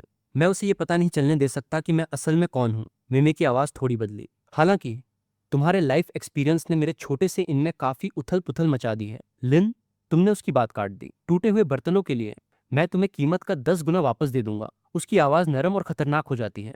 बर्तन तो मामूली बात है, लेकिन शांग मा, वो नेदरवर्ल्ड इनकी एक बहुत पुरानी एम्प्लॉय थी। लिन यू ने शांति से समझाया, हाँ, लेकिन ये अफसोस की बात है कि वो तुम्हारे शेफ के द्वारा मारी गई। मैं तो यहाँ बस एक नया बस बॉय हूँ। तुम्हारे दो पुराने एम्प्लॉयज के बीच एक अजीब आपसी झगड़ा था। मैंने सच में दखल देने की हिम्मत नहीं की। मे की पकड़ मजबूत हुई और उसका पंखा टूटकर टुकड़ों में बिखर गया। एक अजीब आपसी झगड़ा, तुम कह रहे हो? उसने टूटे हुए पंखे को एक तरफ फेंक दिया और अपने पैरों पर खड़ी हो गई। अगर तुम्हारी ये कहानी है तो मैं इस बात पर आगे कोई बहस नहीं करूंगी। उसकी पूरी बॉडी से एक डरावना स्पिरिचुअल प्रेशर निकलने लगा। यंग मास्टर लिन, मुझे फर्क नहीं पड़ता कि तुम कितने जरूरी हो। मुझे फर्क नहीं पड़ता कि तुम मेरे इनमें क्यों आए हो। लेकिन आपसी लड़ाई भड़काना और मेरी एम्प्लॉय को मरवा देना एक ऐसी चीज है जिसे मैं बस नजरअंदाज नहीं कर सकती। लिन, तुमने बिना डरे उसकी नजरों से नजरें मिलाई। तो मैडम, आप क्या चाहती हैं? मे की भौहें तन गईं। जंग मां नेदरवर्ल्ड इनके लिए बहुत काम की थी। उसके बिना इनके काम में बहुत रुकावट आएगी। फिर उसने सीधे उसकी तरफ उंगली उठाई। तुम मुझे माँ के नुकसान के लिए मुआवजा दोगे जिसकी आत्मा पूरी तरह से बिखर चुकी है। लियू रुका। तो ये सब इस बारे में था, कंपनसेशन। उसका असली मकसद समझते हुए वो सीधे मुद्दे पर आया। और मैडम को क्या कीमत ठीक लगती है? मैंने 2 उंगलियां उठाई, 20 कॉइन्स। फिर उसने दोबारा सोचा, नहीं, 50 ठीक रहेगा। लियू ने अंदर ही अंदर आह भरी, 50 कॉइन्स तो एक वेंचफुल स्पिरिट की कीमत सिर्फ लगभग 500 टीपॉट्स के बराबर है। उसने चुपचाप सिस्टम को कॉल किया, कैशबैक कार्ड यूज करो। सिस्टम ने तुरंत जवाब दिया, कैशबैक कार्ड एक्टिवेट हो गया। तुम्हारा अगला ट्रांजैक्शन अप टू 2 अक्टूबर के रैंडम अमाउंट से रिफंड किया जाएगा। बिना कोई और शब्द कहे लिन, तुमने बारिश कर दी। सैकड़ों कॉइन्स जमीन पर गिर पड़े। जैसा उसने सोचा था, उसकी आंखें लालच से फटी रह गईं। फिर उसने अचानक एक ऑफर दिया, मैं तुम्हें 100 कॉइन्स दूंगा, बदले में शेफ अब से मेरे लिए काम करेगा। तुम्हारा क्या कहना है? मिमी ने उसे हैरानी से देखा। उसके होठों पर एक स्मिर्क आ गई। ये लड़का सच में सोचता है कि ये बस मेरे शेफ को खरीद सकता है। उसने उसे समझ लिया था। मैडम के लिए ये वेंचफुल स्पिरिट्स फायदा कमाने के टूल्स के अलावा और कुछ नहीं थे। और ये यहां भी साफ था। लियू का दिमाग तेजी से चला। जू जियांग बेहद पावरफुल था, फिर भी सिंपल और डायरेक्ट। साथ ही उसके पास एक परफेक्ट ग्रेट स्पिरिट था। मैं अलग अलग रैंक्स की स्पिरिट्स के साथ कॉन्ट्रैक्ट्स बना सकता हूँ। मेरे लिए ये हम में से किसी एक के लिए है। ये सबसे बेस्ट रिजल्ट था। मेमे ने सोचा, ये सोचना कि उसने सच में उन गहराइयों से आए उस बेवकूफ़ पर नजर गड़ाई है। ठीक है, वो पावरफुल है, लेकिन मेरे लिए वो सिर्फ एक कुक है। अगर मैं उसे बेच सकती हूँ तो मुझे बेच देना चाहिए। अपना मन बनाकर वो बोली, वो कई सालों से मेरे साथ है। इसके अलावा किस तरह के इनमें शेफ नहीं होता। फिर मेमे ने हर शब्द पर जोर दिया, तुम्हें और ऐड करना पड़ेगा। उसने तुरंत चुटकी बजाई, उसके लिए एक्स्ट्रा 1 मिलियन का इशारा देते हुए। एक पल बाद 1 मिलियन कॉइन्स की बौछार हुई, जिसने उसे पूरी तरह से स्पीचलेस कर दिया। लियू की आवाज ने खामोशी को तोड़ा। 100 कॉइन्स और क्या मालकिन अब खुश हैं? पैसों के ढेर को देखते हुए मेमे मान गई। तो फिर हमारी डील पक्की। बिना कोई और शब्द कहे उसने जल्दी से जूजियांग का कॉन्ट्रैक्ट निकाला और उसे उसकी तरफ उछाल दिया। लिन्यू ने तेजी से कॉन्ट्रैक्ट पकड़ा और तुरंत उसे खोल लिया। जूजियांग अपनी मर्जी से येलो स्प्रिंग इनके मास्टर को सर्व करता है। ये कॉन्ट्रैक्ट तब कैंसिल हो जाएगा जब जूजियांग 100 कॉइन्स ऑफ इन एनर्जी कमा लेगा। इसे पढ़ने के बाद लिन्यू ने एक लंबी सांस छोड़ी। मालकिन की आंखों में जूजियांग की कीमत सच में सिर्फ 150 कॉइन्स थी। फिर भी कॉन्ट्रैक्ट ने 10,000 कॉइन्स ऑफ इन एनर्जी की मांग की। ये 10 मिलियन नेदरवर्ल्ड करेंसी है, जो सबसे महंगी डिश के लगभग 100 वैन कॉस्ट करने पर बेस्ड है। शेफ की आज़ादी एक ख्याली पुलाव के अलावा और कुछ नहीं थी। उसके दिमाग में अचानक एक आइडिया आया। वो एक ब्लैंक चेक नहीं लिखेगा, नहीं, वो एक ऐसा कॉन्ट्रैक्ट लिखेगा जो पूरी जिंदगी के लिए लागू हो। मेमे ने उसे याद दिलाया, बस इस कॉन्ट्रैक्ट को जला दो और शेफ आजाद हो जाएगा। लेकिन मैं इसकी गारंटी नहीं दे सकती कि वो तुम्हारे साथ एक नया कॉन्ट्रैक्ट साइन करेगा। लियो ने बस अपना हाथ हिलाया। इस बारे में चिंता मत करो, मेरे पास अपने तरीके हैं। उसने कुछ कदम बढ़ाए, फिर अचानक रुका। ओह, स्प्रिंग इन की मालकिन, मैं सोच रहा हूँ कि तुम्हारी कीमत क्या है। जैसे उसने ये सुना, उसकी आवाज ठंडी पड़ गई। रुको। कमरे का पहले से ही उदास माहौल और भी गहरा हो गया। मेमे ने सबसे पहले बोला, येलो स्प्रिंग इन और मैं दोनों बिकाऊ नहीं हैं। मुझे अफसोस है कि मुझे तुम्हें निराश करना पड़ेगा। यंग मास्टर लिन। लिन, तुम जानते थे कि कब पीछे हटना है। जैसा सोचा था, एक हॉरर गेम में पैसा ही सब कुछ नहीं होता। अगर ऐसी बात है तो मैं तुम्हें और परेशान नहीं करूंगा। फिर वो बिना एक सेकंड रुके उसके कमरे से बाहर निकल गया। वो अंदर। मेमे ने मुंह बनाया। उसने सच में मेरी कीमत पूछी, लेकिन वेट करने का सब्र नहीं था। फिर एक और ख्याल उसके दिमाग में आया। मुझे लग रहा है कि हमारे पास फिर से मिलने के और भी मौके होंगे। थोड़ी देर बाद लिनियो आखिरकार वापस नीचे आ गया। उसने दरवाजा खोला, जिसने अंदर सबको चौंका दिया। लीम नियन का चेहरा राहत से खिल उठा और वो बोली, ये मिस्टर लिन है। लेकिन उसके बगल में खड़ी औरत हाई अलर्ट पर रही और अपना ध्यान नहीं हटाया। इस लड़के ने जो खौफ पैदा किया था वो घोल से कम नहीं था। लिनू ने ऐसे एक्ट किया जैसे कुछ हुआ ही ना हो, ये कहते हुए, सॉरी, मैं बस मालकिन के साथ एक डील कर रहा था। वो तीनों हैरान थे। न सिर्फ वो वेंचफुल स्पिरिट शेफ के साथ बातचीत और हंस सकता था, बल्कि वो डंजन के फाइनल बॉस के सामने भी बराबरी पर खड़ा था। ग्रुप के लीडर ने बोला, जो मिशन ब्रीफिंग मुझे मिली थी उसके हिसाब से तुम एक नए प्लेयर हो। क्या ऐसा हो सकता है कि तुम किसी छुपे हुए क्लैन से आए हो? वो आराम से फर्श पर बैठ गया। बस कुछ लकी एनकाउंटर्स और एक अच्छी विरासत। लीडर का चेहरा सीरियस हो गया। अच्छा, तो तुम लोग सच में जिंदा बच गए। मैंने इसके बारे में पहले सिर्फ फोरम्स पर अफवाहें ही सुनी थी। लिन, तुमने कड़ियां जोड़ना शुरू किया। सुनने में लगता है कि इस गेम में प्लेयर्स के पास एक दूसरे से बात करने के लिए एक फोरम है। लीडर ने कंफर्म किया, हाँ, सही कहा। उसने आगे कहा, यही मैं तुम्हें बताने का सोच रहा था। क्या तुम सब उस नए डिजिटल इन्वेस्टिगेशन सेंटर के बारे में जानते हो जो देश ने बनाया है? लीन नियन ने जवाब दिया, सच कहूं तो मैंने कुछ अफवाहें सुनी हैं। तो ये सच में हॉरर गेम के लिए एक ऑफिशियल सेटअप है। उसने इस बात को माना। हाँ, बाहर निकलने के बाद तुम सेंटर के नंबर 9 पर कॉल कर सकते हो और गवर्नमेंट से कोई तुम्हें कांटेक्ट करेगा। वो प्लेयर्स को कुछ सपोर्ट देते हैं, जैसे इन्फॉर्मेशन और इन एनर्जी को एक्सचेंज करने के तरीके। लीडर ने उनमें से हर एक को बिजनेस कार्ड्स देना शुरू किया, एक वार्निंग देते हुए, लेकिन बदले में तुम्हारी पहचान देश के साथ रजिस्टर हो जाएगी। तुम्हें कुछ मिशंस भी लेने होंगे और अपनी रिपोर्ट्स को डिटेल में देना होगा। एक तरह से एक फ्रीलांस एजेंट लियो ने काट लिया और उसे गौर से देखा। लीडर ने बताया, मैं अभी वही हूँ। ये वो रास्ता है जो बहुत से लोग चुनते हैं। आखिरकार, अगर तुम सच में एक घोस्ट टैमर बन जाते हो और अपनी कॉन्ट्रैक्ट वाली स्पिरिट पा लेते हो, तो तुम्हारे पास एक ऑफिशियल एम्प्लॉय बनने का चांस होता है। फिर तुम दूसरों के साथ टीम बना सकते हो और तुम्हारा सर्वाइवल रेट बढ़ जाता है। ये सुनकर उनके अंदर तुरंत उम्मीद की एक किरण जाग उठी। लियू का एक सवाल था, क्या इसका मतलब ये है कि हमें हमेशा इस हॉरर गेम में हिस्सा लेते रहना होगा? लीडर ने जवाब दिया, सही कहा। प्लेयर्स को हर 2 हफ्ते में रात के 12 बजे बुलाया जाता है। मैंने सुना है कि कुछ हाई लेवल एक्सपर्ट्स अपनी मर्जी से एंटर करने के लिए भारी कीमत भी चुका सकते हैं। आखिर में, जबकि हॉरर गेम के डंजन्स डेंजरस हैं, वो जबरदस्त मौकों से भी भरे हुए हैं। जब सब ध्यान से सुन रहे थे, लिनियो अचानक बोला, इन्वेस्टिगेशन सेंटर के अलावा फोरम दूसरे हॉरर गेम प्लेयर्स से कांटेक्ट करने का एक और तरीका है ना? उस आदमी ने इस बात से इनकार नहीं किया। सही, ये एक गुमनाम वेबसाइट है जिसे high ranking ghost tamers manage करते हैं। लियो हैरान था। गुमनाम? लीडर ने समझाया, हाँ, हॉरर गेम का एक रूल है। व्यंजन छोड़ने और रियलिटी में वापस आने के बाद कोई भी उसका चेहरा कभी याद नहीं रख सकता। फोरम गवर्नमेंट का सेटअप किया गया एक न्यूट्रल जोन था उन लोगों के लिए जो अपनी पहचान छुपा कर रखना चाहते हैं। ये सुनकर लिन्यू के चेहरे पर समझ आने के भाव आए। अच्छा। वो अचानक उन दो औरतों की तरफ मुड़ा। क्या तुम दोनों में से किसी के पास और कोई सवाल है? जल्द ही सबने एक कोना ढूंढ लिया और सो गए। आराम से सो जाओ और कल के लिए गुड लक। लेकिन नींद लियो के दिमाग से कोसों दूर थी। वो उठ बैठा और सिस्टम को बुलाया। सिस्टम इंटरफेस तुरंत ऑन हो गया। होस्ट की पिछली ट्रांजैक्शन से कैशबैक कार्ड एक्टिवेट हो गया है। टोटल खर्चा 2 million UN. Random cashback multiplier 5 गुना। बधाई हो होस्ट, आपको 10 मिलियन यूएन मिले हैं। उसने धीरे से अपनी आंखें खोली और पूछा, तो अगला मिशन क्या है? सिस्टम की आवाज फिर से आई। क्वेस्ट 3, हमेशा खर्च करो, हमेशा खुश रहो। पूरा नहीं हुआ है। मिशन का गोल, 3 ऐसी चीजें खरीदो जिनमें हर एक 1 लाख येन से ज्यादा की हो। दी गई कीमत आइटम की वैल्यू के 5 गुना से ज्यादा नहीं हो सकती। 3 अवेलेबल रिवॉर्ड्स हैं, एक 1 स्टार कैशबैक कार्ड, एक 5 स्टार युआन यीनिंग, एक 10 स्टार जिहान फू और एक 10 स्टार मेलिंग फू। अगली सुबह दिन निकलते ही मुर्गे की बांग पूरे इनमें गूंजने लगी। लिन यू नींद में जाग गया और सोचने लगा, क्या भूतों की इस दुनिया में दिन पहले ही निकल आया है? उसने अंगड़ाई ली, पूरी तरह से फ्रेश फील करते हुए।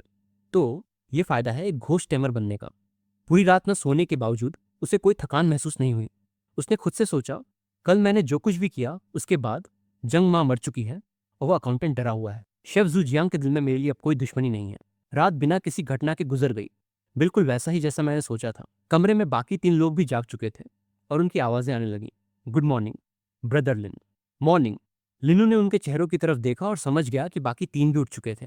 हालांकि वो ऐसे लग रहे थे जैसे ठीक से सोए ना हो। अचानक दरवाजे पर आई एक नॉक ने उन सबको चौंका दिया। उसने शांति से उन्हें तसल्ली दी, फिक्र मत करो, शायद ये अकाउंटेंट है जो आज के काम का हिसाब करने आया है। बूढ़ा घोंसली वहां आया। उसके चेहरे पर एक चापलूसों वाली मुस्कान थी। यंग मास्टर लिन, क्या आप जाग गए हैं? लियो आगे बढ़ा। शेफ अभी कहाँ है? बूढ़े घोस्ट ने जल्दी से जवाब दिया, उसे किचन में होना चाहिए। लियो ने नॉर्मल तरीके से जवाब दिया, मुझे पता है। बूढ़ा घोस्ट ली कहने लगा, यंग मास्टर लिन, आपका आज का काम। लेकिन वो अचानक रुक गया, कुछ बेहतर सोचते हुए। छोड़िए यंग मास्टर लिन, जैसे ताकतवर इंसान को येलो स्प्रिंग्स के रूल्स मानने की जरूरत नहीं है। ये सोच आते ही बूढ़े घोंसली का चेहरा सख्त हो गया और वो दूसरों पे चिल्ला पड़ा, तुम सब वहां खड़े क्या देख रहे हो? काम पर लगो। वो तीनों बिना एक पल की देरी किए वहां से हट गए। हमें माफ कीजिए। उस बड़े आदमी को वहां जमे हुए देखकर बूढ़ा घोस्ट गुर्राया, हे तुम बड़े गधे, तुम कहाँ खोए हुए हो? लेकिन उस आदमी ने बूढ़े घोंसली की बात नहीं सुनी और अपने ही ख्यालों में खोया रहा। वो सच में एक महान खानदान का मास्टर है। उधर किचन में चिमनी से धुआं निकल रहा था। लिनू ने अंदर कदम रखा और आराम से बोला, नमस्ते बड़े भाई। जुजियांग ने तुरंत उसकी आवाज पहचान ली। छोटे भाई लिन, क्या ये तुम हो? आओ, तुम्हें इसे गर्म रहते हुए ही टेस्ट करना चाहिए। मैंने अभी अभी बोन ब्रोथ का एक बर्तन तैयार किया है। लियू की नजरें उबलते हुए कड़ाहे पर गईं इससे पहले कि उसने मना कर दिया। नहीं शुक्रिया, मैं यहाँ अपने काम से आया हूँ। शेफ थोड़ा कंफ्यूज लगा। हु? जू शांग ने दोबारा पूछा। उसकी क्यूरोसिटी बढ़ गई थी। छोटे भाई लिन, किस तरह का काम? लिन्यू सीधे मुद्दे पर आया। बड़े भाई, क्या तुम येलो स्प्रिंग्स इन में अपनी मर्जी से शेफ का काम कर रहे हो? शेफ का चेहरा पीला पड़ गया, जैसे उसका कोई राज खुल गया हो। लिन्यू की आंखों में पक्का इरादा देखकर जू जियांग ने आह भरी। ऐसा लगता है मैं तुमसे कुछ छुपा नहीं सकता छोटे भाई। उसने घोस्ट रिम की सबसे गहरी जगह से जुड़ी सालों पुरानी अपनी कहानी शुरू की। मैं एक जाना माना इंसान था, लेकिन मुझे धोखा दिया गया। जुजियांग आगे बोलने से पहले एक पल रुका। बचने की कई कोशिशों के बाद मैं अपनी आत्मा के पूरी तरह तबाह होने के कगार पर था। मेरे पास येलो स्प्रिंग्स की मालकिन के पास पनाह लेने के अलावा कोई और रास्ता नहीं था। लिन्यू पूरी तरह से समझ गया। तो ऐसी बात है। शेफ हड्डियों के पॉट को हिलाने के लिए घूमा। हालांकि मेरे घाव इन सालों में ठीक हो गए हैं, लेकिन इस इनकीपर को हल्के में नहीं लिया जा सकता। मैंने उसके साथ एक कॉन्ट्रैक्ट साइन किया है। मैं बस इस जगह पर दबा रह सकता हूँ। जू जियांग की आवाज थोड़ी नरम हो गई। मैं अब कभी उस बड़ी दुनिया को नहीं देख सकता और ना ही बढ़िया खाने और अच्छी वाइन का स्वाद ले सकता हूँ। लियो ने उसे सीरियस नजरों से देखा। अगर मैं तुम्हें एक मौका दूं तो? लियो एक पल रुका और फिर बेबाकी से पूछा, क्या तुम मेरे पीछे आने और दोनों रेंस में घूमने के लिए तैयार हो? जू जियांग जितना चाहता था उसने उतनी ही सच्ची बात बोली। वो इनकीपर मुझे जाने नहीं देगी। वो अभी भी उस सूप को चला रहा था जब उसने अचानक लिन्यू को कहते हुए सुना, रुको। अगले ही सेकंड जू जियांग ने लिन्यू की तरफ देखा।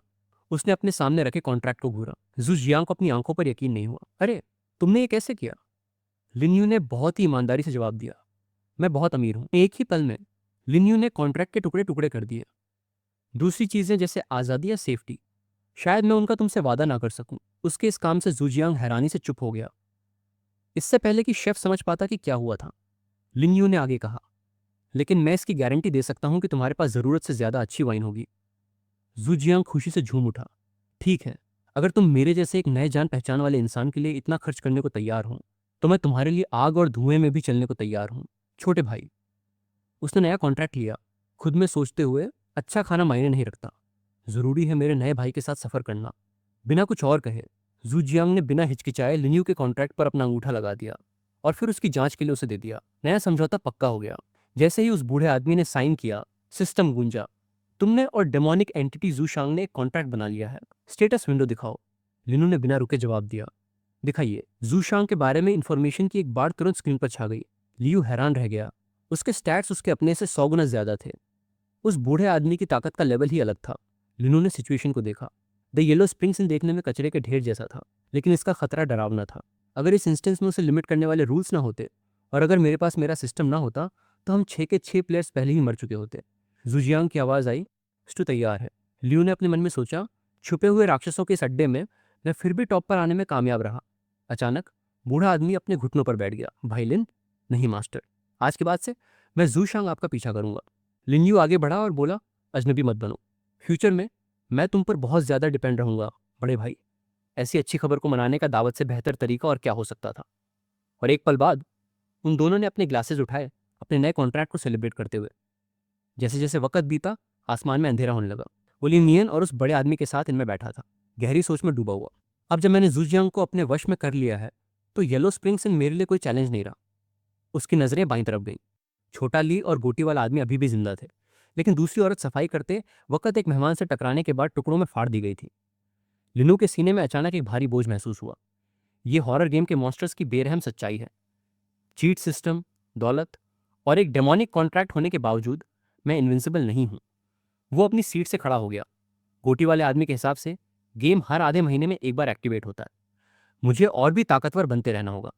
इसी के साथ लिनक्स फैसला करके इनसे बाहर निकल गया। उसने कुछ ही कदम बढ़ाए थे कि उसे कुछ महसूस हुआ और वो अचानक रुक गया। जब लिनो पीछे मुड़ा, उसने लिनियन को हाँफते हुए उसकी तरफ भागते हुए देखा। उसकी मीठी आवाज आई, भाई लिन। लिनियन ने धीमी आवाज में कहा, भाई लिन, थैंक यू। तुम्हारे बिना मैं पहले दिन ही जिंदा नहीं बच पाती। लिन, तुमने जवाब दिया। ये कुछ भी नहीं था। दूसरों की मदद करना खुद की मदद करने जैसा है।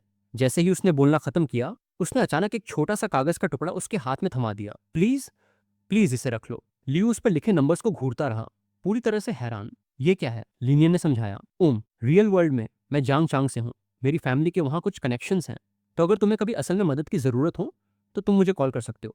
जैसे ही उसने बोलना खत्म किया, अचानक एक सिस्टम नोटिफिकेशन आई, प्लेयर, मिशन पूरा करने पर आपको बधाई। सिस्टम ने एक तेज आवाज के साथ कहा, येलो स्प्रिंग्स अब क्लोज हो रहा है। वो आगे कुछ और कहने वाला था, लेकिन उनके नीचे की पूरी जमीन चटकने लगी। इससे पहले कि लिनू कुछ समझ पाता, उसे वापस रियल वर्ल्ड में खींच लिया गया। उसने खुद को शांत किया और उस कागज के टुकड़े को देखा। क्या ये किसी तरह का भारी कर्मों का बोझ है? ये कहने के बाद लियू ने उसे अपने डेस्क के कोने में फेंक दिया। उसने घड़ी की तरफ देखा और सोचा, हॉरर गेम में 2 दिन गुजर गए, लेकिन रियलिटी में सिर्फ 1 ही सेकंड बीता। अचानक लियू की आंखों में एक जोश आया और उसने जू जियांग को पुकारा। बूढ़ा आदमी चौंक गया और बोला, क्या बात है मास्टर? उसने लापरवाही से जवाब दिया, कुछ नहीं। जू जियांग ने उसे कंफ्यूजन में देखा। इस बीच अपनी सिस्टम इन्वेंटरी चेक करने के बाद लिनू को एहसास हुआ कि जू जियांग के साथ कॉन्ट्रैक्ट स्टेबल था। रिसेंटमेंट का नेकलेस और दूसरे आइटम्स अभी भी वहीं थे। उसने एक कदम आगे बढ़ाया। उसके दिमाग में तेजी से ख्याल आ रहे थे। ऐसा लगता है कि पिछले कुछ सालों में अजीब घटनाएं बढ़ रही हैं और इनमें से ज्यादातर बुरी नीयत वाले घोस्ट कंट्रोलर्स के कारण हो रही हैं। फिर लियू ने सिटी की बिल्डिंग्स को देखा और गहरी सोच में पड़ गया। दुनिया जिसे मैं जानता हूँ शायद अब सेफ नहीं रही। उसी पल उसे गोटी वाले आदमी की हर 2 हफ्ते में गेम में बुलाए जाने की वार्निंग याद आई। मेरे पास तैयारी करने के लिए ज्यादा वक्त नहीं है। लियू ने एक लंबी सांस छोड़ी। मेरे पास बहुत सारे राज हैं, अभी गवर्नमेंट को कांटेक्ट करने का वक्त नहीं है। फोरम्स इन्वेस्टिगेशन सेंटर नंबर 9 से ज्यादा बेटर इंफॉर्मेशन का सोर्स है। एक पल बाद वो अपनी डेस्क पर बैठा और अपना कंप्यूटर चालू किया। फेक आईपी एड्रेस सेट था। लिन्यू ने एक अकाउंट रजिस्टर करना कंप्लीट किया और एंटर दबाया। फोरम में लॉगिन करते ही horror games discussion forum screen पर आ गया। उसने पेज स्कैन किया और फोरम की अनाउंसमेंट्स को चेक किया। गवर्नमेंट का नोटिस कुछ खास नहीं था। ग्रैंड शिया इन्वेस्टिगेशन सेंटर नंबर 9 की तरफ से एक नोटिस। अचानक एक लाइन दिखाई दी, अपने पर्सनल फायदे के लिए गलत तरीकों का इस्तेमाल स्ट्रिक्टली मना है। धोखे से दूसरों को नुकसान पहुंचाना मना है। हॉरर गेम या डेमोनिक एंटिटीज के होने को खुलकर बताना और अफवाहें फैलाना मना है। लिनू हैरान रह गया। रूल तोड़ने वालों को अकेले ही इसके नतीजे भुगतने होंगे। एक पल बाद उसने खुद को संभाला। गवर्नमेंट ऑर्गेनाइजेशन के इन सब चीजों को मैनेज करने से उन घोस्ट कंट्रोलर्स पर लगाम लगेगी जो अपनी पावर बढ़ाना चाहते हैं। लेकिन क्योंकि मैं इस दुनिया में नया हूँ, सबसे जरूरी चीज खुद को बचाना है। मुझे नए प्लेयर्स के लिए गाइड चेक करनी चाहिए। ये सोचकर लिन यू ने तुरंत उस फाइल को अपने कंप्यूटर में डाउनलोड कर लिया। सारे हॉरर इंस्टेंसेस स्पिरिट रेल्म नाम की एक जगह पर होते हैं। स्पिरिट रेल्म बेहिसाब डेमोनिक एंटिटीज से भरी हुई एक बहुत बड़ी जगह है, लेकिन ये एंटिटीज लोगों को सिर्फ स्पेसिफिक रूल्स के हिसाब से ही मार सकती हैं। डेमोनिक एंटिटीज को उनकी ताकत के बेसिस पर 7 लेवल्स में बांटा गया है, जबकि ह्यूमन घोस्ट कंट्रोलर्स को इस वक्त 9 रैंक्स में बांटा गया है, उसने सोचा। लेकिन मेरा परफेक्ट ग्रेड कॉन्ट्रैक्ट किसी भी लेवल डिफरेंस को इग्नोर कर सकता है। जू जियांग का कॉन्ट्रैक्ट एक फेरोशियस घोस्ट लेवल एंटिटी के लिए था। अचानक लिनो रुक गया, ये याद करते हुए कि उसने फोरम्स पर क्या पढ़ा था। हॉरर गेम में 1 लाख प्लेयर्स की 5 वेव्स आ चुकी हैं, सिवाय पहली वेव के जो पूरी तरह से खत्म हो गई थी। बाकी हर वेव में लोग जिंदा बचे थे। उसने और इन्फॉर्मेशन ढूंढना जारी रखा। बहुत ही कम लोगों को घोस्ट वर्ल्ड में जीवधुन वाइन मिली थी, और वो घोस्ट टमस बन गए। उसे याद आया कि उसने खुद उसी वाइन की 2 बोतलें पी थीं, और उसे एहसास हुआ कि वो अभी भी आखिरी बोतल पी सकता है। उसने पहले ही 3 बोतलें जू जियांग को अपने वश में करने के लिए यूज कर ली थीं, और अगर उसका अंदाजा सही था तो अभी भी थोड़ी सी बची थी। जब वो स्क्रीन को देख रहा था, लिन यू ने खुद से सोचा, बिल्कुल, मौत के डर के चलते प्लेयर्स को किसी भी हाल में सप्लाईज खरीदने की जरूरत होती है, और इस फोरम ने एक परफेक्ट मार्केट प्लेस दिया है। जब वो पढ़ रहा था, ऑफिशियल गवर्नमेंट फोरम से अचानक एक नोटिफिकेशन आया। चौथी ऑफलाइन ट्रेडिंग कन्वेंशन, एक कंफर्मेशन रिक्वेस्ट आई, जिसने उसे चौंका दिया। तो लिनक्स ने डिटेल्स पढ़ते हुए सोचा, गवर्नमेंट यहाँ जांग चांग में ही चौथी ऑफलाइन ट्रेडिंग मीट करना चाहती थी। वो थोड़ा शक में था, क्या फोरम पर आई पोस्ट्स सबकी जरूरतें पूरी करने के लिए काफी नहीं थी। कुछ ही देर बाद फोरम पर एक आदमी ने समझाया कि वो ऑफलाइन इवेंट क्यों ऑर्गेनाइज कर रहे थे। ऑनलाइन ट्रेड्स रिस्की थे, क्योंकि आप सामान को ठीक से चेक नहीं कर सकते थे। बेस्ट आइटम्स को उस तरीके से कभी ट्रेड नहीं किया जाता, इसलिए फोरम ने यह मौका बनाया है। लिन यू ने राहत की सांस ली। फोरम पर वो बंदा काफी समझदार था। अगर ऐसी बात है तो मैं भी एक अकाउंट बना लेता हूँ और ज्वाइन कर लेता हूँ। मेरा नाम क्या होना चाहिए? हजारों नाम सोचने के बाद उसने आखिर में great emperor Fang Du decide किया। 3 दिन बाद एक सिस्टम नोटिफिकेशन आई, दी स्ट्रॉन्गेस्ट टाइकून सिस्टम शुरू हो रहा है। आज का रैंडम रिवॉर्ड आ गया है, बधाई हो होस्ट, आपको 6452 युआन मिले हैं। लियो खड़ा हुआ और बोला, सिस्टम इंटरफेस खोलो। उसने अपने बैलेंस को देखा और जोश से भर गया। अब सच में एक अमीर इंसान होने का एहसास हो रहा है। इसी के साथ लिन यू ने जल्दी से अपना सूटकेस उठाया। आज ट्रेडिंग मीट का दिन था। वो मुस्कुराते हुए आगे बढ़ा, जांग चांग की तरफ जाते हुए। लेकिन तभी मंडे को 3:20 पर लिनू को शाम 5 बजे तक एक मैसेज मिला। थर्सडे को उसे जिन जुओ शॉपिंग सेंटर में लॉकर नंबर 47 पर जाना था। उसने एक मैप, एक नेम टैग और एक मास्क तैयार किया। शाम 6 बजे लिन्यू ने एक टैक्सी रोकी। वो जियांग चांग के वेस्ट में हाईवे पर था। रात 8 बजे तक ही कार आखिरकार जियांग चांग के किंग युआन डिस्ट्रिक्ट में एक पुरानी और बंद फैक्ट्री के मैदान में पहुंची। जैसा सुना था वैसा ही वहां का माहौल बहुत ज्यादा डरावना था। लोगों की एक लंबी लाइन आगे सांप की तरह घूम रही थी, अंदर जाने का वेट करते हुए। लियू ने अपने नेम टैग को देखा, ये सोचते हुए कि फोरम की गुमनाम ऑफलाइन मीट थोड़ी अजीब जरूर है, लेकिन काफी सिक्योर है। मास्क स्पिरिचुअल पावर्स को काट सकता था, और नेम टैग नकली यिन एनर्जी भी निकालता था। जब वो अपने ख्यालों में खोया हुआ था, तभी अचानक कुआंग दाओ की आवाज आई। वो बे का घोस्ट है। वो इस फोरम के 3 फाउंडर्स में से एक है। उसका घोस्ट बहुत पावरफुल है। लिन्यू ने इस पर ध्यान दिया। तो इस लेवल की यिन एनर्जी किसी भयानक घोस्ट की है। ये ऑब्वियसली जू जियांग से कमजोर था, लेकिन इसे एक गेटकीपर के रूप में रखने का मतलब है कि ये पर्सन शायद खुद बे नहीं था। कुछ देर बाद आखिरकार उसकी जांच की बारी आई। अगर तुम्हारे पास नेम टैग है तो तुम ट्रेड में जा सकते हो, इंस्पेक्टर ने फिर कहा। अगर तुम आइटम्स बेचना चाहते हो तो पहले अप्रेजल ऑफिस जाओ। ये सुनकर लिनक्स अपने आप अप्रेजर्स की तरफ झुक गया। उसने आह भरी, ये मशीन्स बहुत ही एडवांस लग रही हैं। क्या ये सच में यिन एनर्जी की रैंक और मटेरियल का पता लगा सकती हैं? कुआंग दाओ अचानक बोला, हे भाई, यहाँ पहली बार आए हो? लियू को समझ आया, ओह, तो ये फोरम वाला वही जोशी बंदा था। इससे पहले कि वो जवाब दे पाता, आदमी ने समझाना शुरू किया। ये मशीन गवर्नमेंट के सेंटर नंबर 9 ने बनाई थी। ये स्पिरिचुअल एनर्जी के बेसिस पर आइटम्स को लो, मीडियम और हाई ग्रेड्स में बांट सकती है। हर एक ग्रेड को फिर 3 लेवल्स में बांटा जाता है। हाँ, कुछ आइटम्स को पहचानना मुश्किल होता है, जैसे कि तावीज और एलिक्सर्स। उनके लिए फोरम 3 वेटरन प्लेयर्स को अप्रेस करने के लिए बुलाता है। वो है ऐसा, फिक्र मत करो भाई, तुम सही हाथों में हो। सुनने के बाद लियू ने सिचुएशन को बेहतर समझा। तो ये ऐसे काम करता है। शुक्रिया भाई कुआंग दाओ। उसका चेहरा सीरियस हो गया। ऐसा लगता है कि गवर्नमेंट की टेक्नोलॉजी और पहली वेव के प्लेयर्स की ताकत मेरी सोच से कहीं ज्यादा आगे है। ये अहंकारी होने का वक्त नहीं है। इस सोच के साथ लिनक्स ने ऊपर देखा, उम्मीद करते हुए कि उसके आइटम्स को और भी बड़ी पावर के बदले ट्रेड किया जा सके। तभी यिन एनर्जी डिटेक्टर चालू हुआ। शियाओ जांग बोला, लो ग्रेड लेवल 1 यिन एनर्जी, इसका काम ढूंढना है, बुरा नहीं है, तुम बहुत लकी हो। उस इंसान ने जवाब दिया, थैंक यू एक्सपर्ट। पास ही कुआंग दाओ ने यह सुना और हैरान रह गया। एक low grade level 1 detection item की कीमत 1 लाख से ज्यादा है। उनके पास खड़ा लिन्यू भी हैरान था, इतना ज्यादा। वो हिसाब लगाने लगा, अगर एक लो ग्रेड डिटेक्शन आइटम की कीमत इतनी ज्यादा है तो इस रीसेंटफुल स्पिरिट नेकलेस जैसा एक मिड ग्रेड इन आइटम तो शायद अनमोल होगा। अप्रेजल डेस्क के पास शियाओ जांग ने अपना काम जारी रखा। नेदरवर्ल्ड आयरन और एक लो ग्रेड इन मटेरियल। अगले इंसान के लिए उसने एक नेकलेस को देखा और कहा, येन एनर्जी बहुत बुरी तरह से खत्म हो चुकी है, ये बेकार है। ये सुनकर इंसान पूरी तरह हैरान हो गया। क्या? लियू ने इस पूरे नज़ारे को देखा और काफी इंप्रेस्ड हुआ। एक्सपर्ट्स की नज़र बहुत तेज है, बिल्कुल सिस्टम के मेजरमेंट्स जितनी एक्यूरेट। एक पल बाद वो मुड़ा और उसने कुआंग दाओ को इशारा किया, तुम आगे जाओ। लेकिन उसने अपने मन में सोचा, सच्ची में अजीब आइटम्स आने पर उस एक्यूरेसी की गारंटी देना मुश्किल है।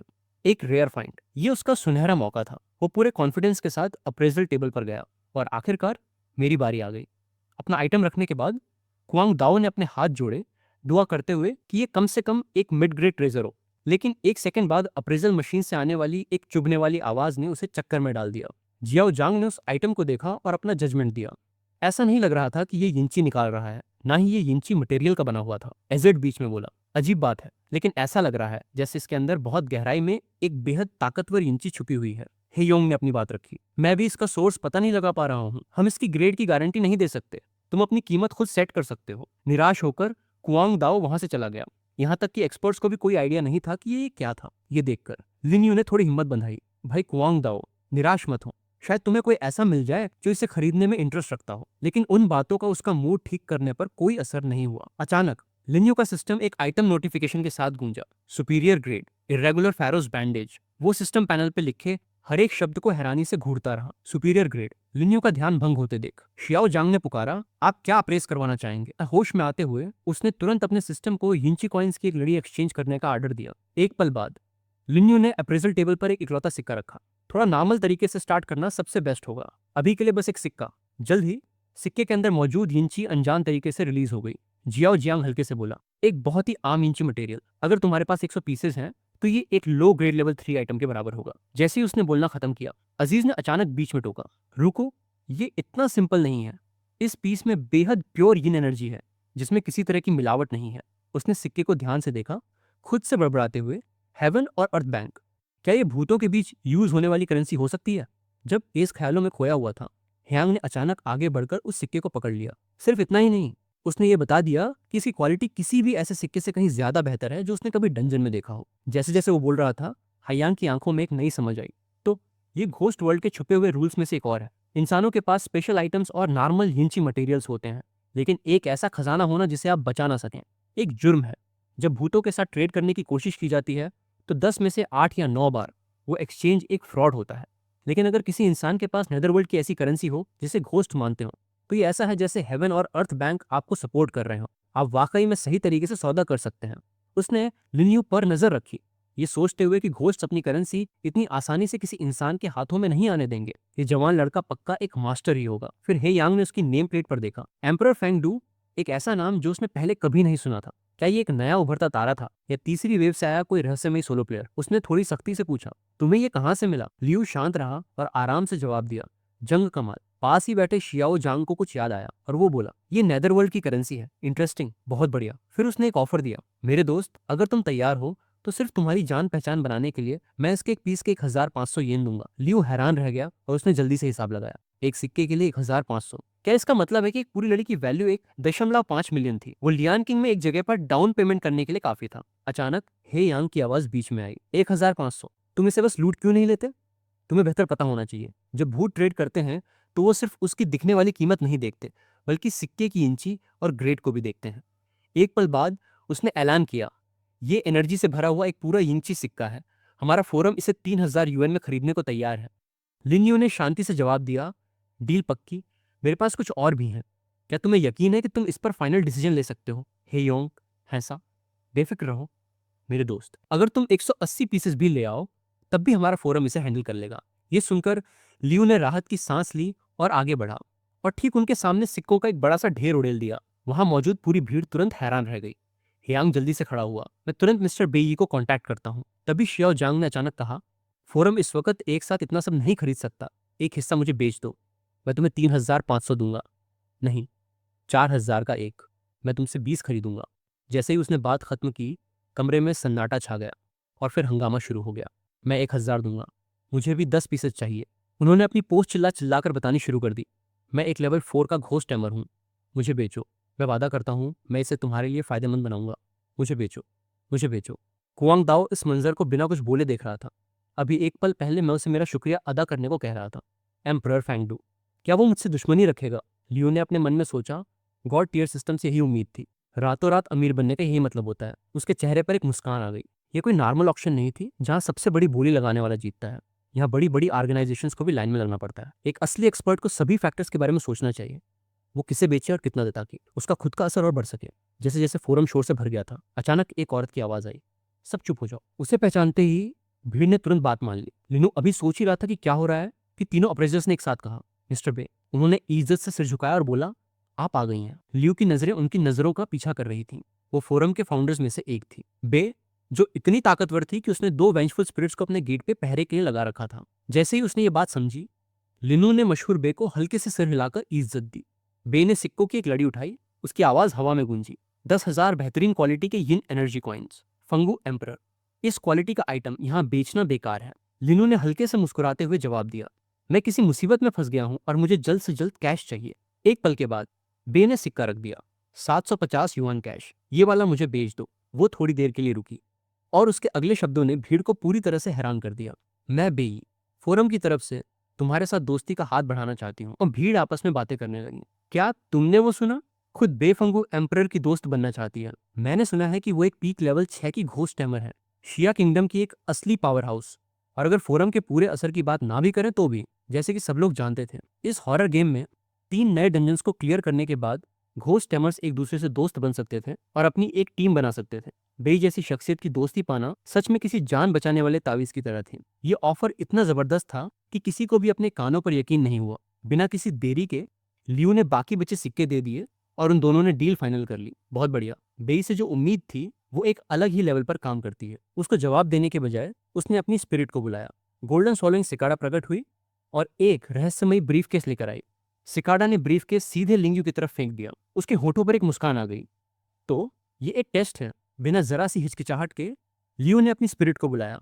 जू जियांग वहां प्रकट हुआ और उसने पूरी भीड़ को चौंका दिया। जू जियांग ने उस उड़ते हुए ब्रीफकेस को बहुत आसानी से पकड़ लिया। इसे देखकर कुआंग दाओ बहुत जोरों से चिल्लाया। उसने उसको बुलाया। बस ऐसे ही दूसरी तरफ जू जियांग ने ब्रीफकेस खोला। मास्टर, प्लीज चेक कर लीजिए। बहुत ही जल्दी और ध्यान से चेक करने के बाद लिन यू ने जू जियांग को ब्रीफकेस बंद करने को बोला। फिर वो आगे गया, सिक्कों की लड़ी को आगे बढ़ाते हुए, बे, तुम्हारे साथ बिजनेस करके काफी अच्छा लगा। जब उसने पैसे लिए तो उसके चेहरे से यह पढ़ना नामुमकिन था कि वो क्या सोच रही है। फिर बे ने उन सिक्कों को अपनी सिकाड़ा के मुंह में डाल दिया और उसकी आवाज नरम हो गई। फंगदू एम्परर, खुशी मुझे हुई है। इसके बाद वो गायब हो गई, जिससे सारी भीड़ दंग रह गई। मिस बे चली गई, बस ऐसे ही। लेकिन थोड़ी ही देर बाद उसकी आवाज हॉल में गूंज उठी। ये उस ऑफलाइन ट्रेडिंग इवेंट की औपचारिक शुरुआत थी। उसकी आवाज सुनकर फोरम के मेंबर्स वहां से गायब हो गए और फिर मेन हॉल के अंदर दोबारा दिखाई दिए। जल्दी करो, एक अच्छी सी जगह ले लो, यहाँ एक ओपन स्टॉल भी है। जब लिन्यू ये सब देख रहा था तभी एक वेंडर उसके पास आया। महान एम्परर, क्या आप देखना चाहेंगे? उसने जल्दी से उसे मना कर दिया। मैं अपना सामान बेच चुका हूँ, मेरे पास और भी काफी काम है, इसीलिए मैं तुम्हारा टाइम बर्बाद नहीं करूंगा। ये हॉल व्यापारियों की आवाजों से गूंज रहा था। इधर आके देख लीजिए, आपको ये दोबारा मौका नहीं मिलेगा। पहचाने वालों के लिए सही दाम। वैसे तो लोग नेचर से ठीक ही होते हैं, लेकिन व्यापार में चालाकियां आम बात है। लियू ने स्टॉल्स को देखा। 7,50,000 जेब में होने की वजह से वो अपनी मर्जी की चीज चुन सकता था। उसके चेहरे पर एक मुस्कान आ गई। इनके जरिए मैं आखिर में सच में एक बहुत ही शक्तिशाली चीज खरीद सकता हूँ। यही सब सोचकर वो एक स्टॉल पर चला गया जहां उसका सिस्टम एक्टिव हो गया था। ये इनके मटेरियल्स की जांच हो रही है। ब्लड इन फ्रूट का कोई ग्रेड नहीं है। टूटा हुआ ब्लैक कॉपर गॉन्टलेट भी चेक हो रहा है। उसका उधर से तुरंत ध्यान हट गया। जैसे वो आगे निकला, उसने खुद में सोचा, ज्यादातर ये अनसर्टिफाइड चीजें बेकार हैं, लेकिन असली खजाना ढूंढने के लिए सब्र होना जरूरी है। और तभी एक नई नोटिफिकेशन उसके सिस्टम पर आ गई। यीन एनर्जी चेक हो रही है। राहु के 7 किल्स मिड ग्रेड पर। उसकी आंखें बड़ी हो गईं। मिड ग्रेड का रैंक ठीक उसके ग्रज फर्नेस नेकलेस के बराबर था। लीनो तुरंत उस सिग्नल के सोर्स, एक छोटे ब्लैक लकड़ी के बॉक्स के पास बढ़ गया। उसने उसे उठाया और वेंडर से पूछा, इसकी कीमत क्या है? उसे पहचानते ही वेंडर की आंखें चमक उठी। क्या ये वही अमीर आदमी नहीं था जिसने वो जबरदस्त यीन कॉइन्स बेचे थे? ये सोचकर उसने एक दोस्ती भरी मुस्कान दी। मैंने उसे एक पुराने मकबरे वाले डंजन में पाया। यीन एनर्जी बहुत कमजोर है और मुझे आज तक इसका यूज नहीं मालूम चल पाया। अगर सम्राट इसे चाहते हैं तो मैं इसे 2000 युआन में बेच सकता हूँ। बिना एक सेकंड की देरी किए लिन्यू ने 2000 युआन दे दिए। मैं इसे लूंगा। तुरंत ही सिस्टम की नोटिफिकेशन दिखाई दी। यिन मटेरियल्स चेक हो गए। राहुल 7 किल्स होस्ट से जुड़ गया है, उसने अपने मन में सोचा। आखिरकार मेरे पास एक बहुत शक्तिशाली हमला करने का टूल आ ही गया। अब इस बड़ी खोज के बाद लिन्यू और चीजें देखता रहा और कई और काम के इन मटेरियल्स जमा कर लिए जो उससे जुड़ गए। लियू खुश था। आज का दिन उनके लिए काफी लाभदायक रहा था। कुछ ही देर बाद उसने कुआंग दाओ को एक कोने में उदास बैठे देखा। तुम्हें इस कोने में ढूंढना आसान था, उसने पुकारा। भाई कुआंग दाओ, उस आदमी ने ऊपर देखा और बोला, फंगुगो एम्परर, हम दोबारा मिल गए। लिंगयू ने उसके स्टॉल की चीजों पर नजर डाली। लगता है तुम्हारे पास यहाँ कुछ अच्छी चीजें हैं, कोंग दाओ ने एक झूठी मुस्कान के साथ कहा। बस कुछ बेकार का कबाड़ है जो मुझे रेगिस्तान में मिला था। अगर आपको कोई चीज पसंद आती है तो मैं आपको एक अच्छे दाम में दे दूंगा। लिनी का हाथ कपड़े के एक टुकड़े पर गया। ये वही आइटम है जिसका पहले कोई मोल नहीं लग सका था ना? तुम इसके कितने पैसे मांग रहे हो? कुआंग दाओ ने उसे सीरियस होकर देखा। मुझे पता है तुम्हारे जैसा इंसान इस बेकार कबाड़ की तलाश में नहीं है, लेकिन मैं तुम्हें दोस्ती के नाते एक सलाह देता हूँ। अगर किसी चीज की पहचान नहीं हो पाती तो इसका मतलब ये नहीं कि वो कोई खजाना है। लियू ने बस इतना कहा, मुझे पता है, और वैसे भी मेरे पास और पैसे नहीं बचे हैं। कुआंग दाओ अचानक हंसने लगा। ऐसी बात है तो इसे रख लो, ये गिफ्ट है। लियू हैरान रह गया। हु? यहां तक कि लेजेंडरी युआन फैमिली वाले भी इसका पता नहीं लगा सके। कुआंग दाओ ने आगे कहा, यह बस यहाँ ऐसे ही बेकार पड़ा है। बच्चे, अगर तुम सच में इसका इस्तेमाल कर सकते हो तो इसका मतलब ये आइटम तुम्हारी किस्मत में ही था। मैट ब्लेड का चेहरा सीरियस हो गया, ये समझते हुए कि वो एक असली पावर हाउस से बात कर रहा है। मैं तुम्हारे साथ दोस्ती करना चाहता हूँ। लिन, तुमने एक लंबी सांस ली। अगर ऐसी बात है तो मैं तुम्हें पीछे नहीं छोड़ सकता। इसी के साथ उसने तुरंत पुराने सिक्कों की एक लड़ी निकाल ली। मैट ब्लेड उन्हें देखकर हैरान रह गया। इसकी कीमत 7.5 मिलियन थी। लियू ने उन पट्टियों को अपने हाथ पर बांध लिया। इन यांग सिक्कों की तुलना असली लड़ने की ताकत से कैसे की जा सकती है? एक पल बाद सिस्टम की आवाज आई। इन एनर्जी मापी गई और सुपीरियर ग्रेड फैरो के रैप्स अब होस्ट से जुड़ चुके थे। इस बीच ऑक्शन फ्लोर पर काफी हलचल हो रही थी। इसका मोल लग चुका है, आगे आइए, एक नजर डालिए। दूसरी तरफ फोरम के प्राइवेट अप्रेजल रूम में हे यांग और बेलिन यू के लेन देन पर नजर रख रहे थे। कंफ्यूज होकर उसने पूछा, मिस बे, ये फंगू एम्पर हमेशा ऐसी चीजें क्यों खरीदता है जो अप्रेजल में फेल हो जाती हैं? उसने जवाब दिया, सच कहूं तो मुझे नहीं पता, लेकिन ये जवान लड़का सच में बड़ा दिलचस्प है। बेपुरानी यादों में खोई जो स्पिरिचुअल ताकत उसने महसूस की थी, उसके हिसाब से तो फंगू एम्परर को सिर्फ एक लेवल 1 का घोस्ट टैमर होना चाहिए था। फिर भी उसने उसकी जांच का जवाब देने के लिए एक खतरनाक घोस्ट को बुलाया था। वो रुकी। ऐसा लगता है कि वो फंगू एम्परर के अपने ऑरा को छुपाने के तरीकों के पार नहीं देख सकी थी। लिन्यू के चेहरे पर एक स्मर्क आ गई और अब लगता है कि उसके पास अप्रेजल, चीजों को परखने का एक यूनिक टैलेंट भी है। वो सच में एक ऐसा इंसान है जो किसी की भी क्यूरियोसिटी जगा दे। ट्रेड मीट में वापस मोल भाव चल रही थी। चलो भी, एक प्राइस बताओ। नहीं, ऐसे काम नहीं चलेगा।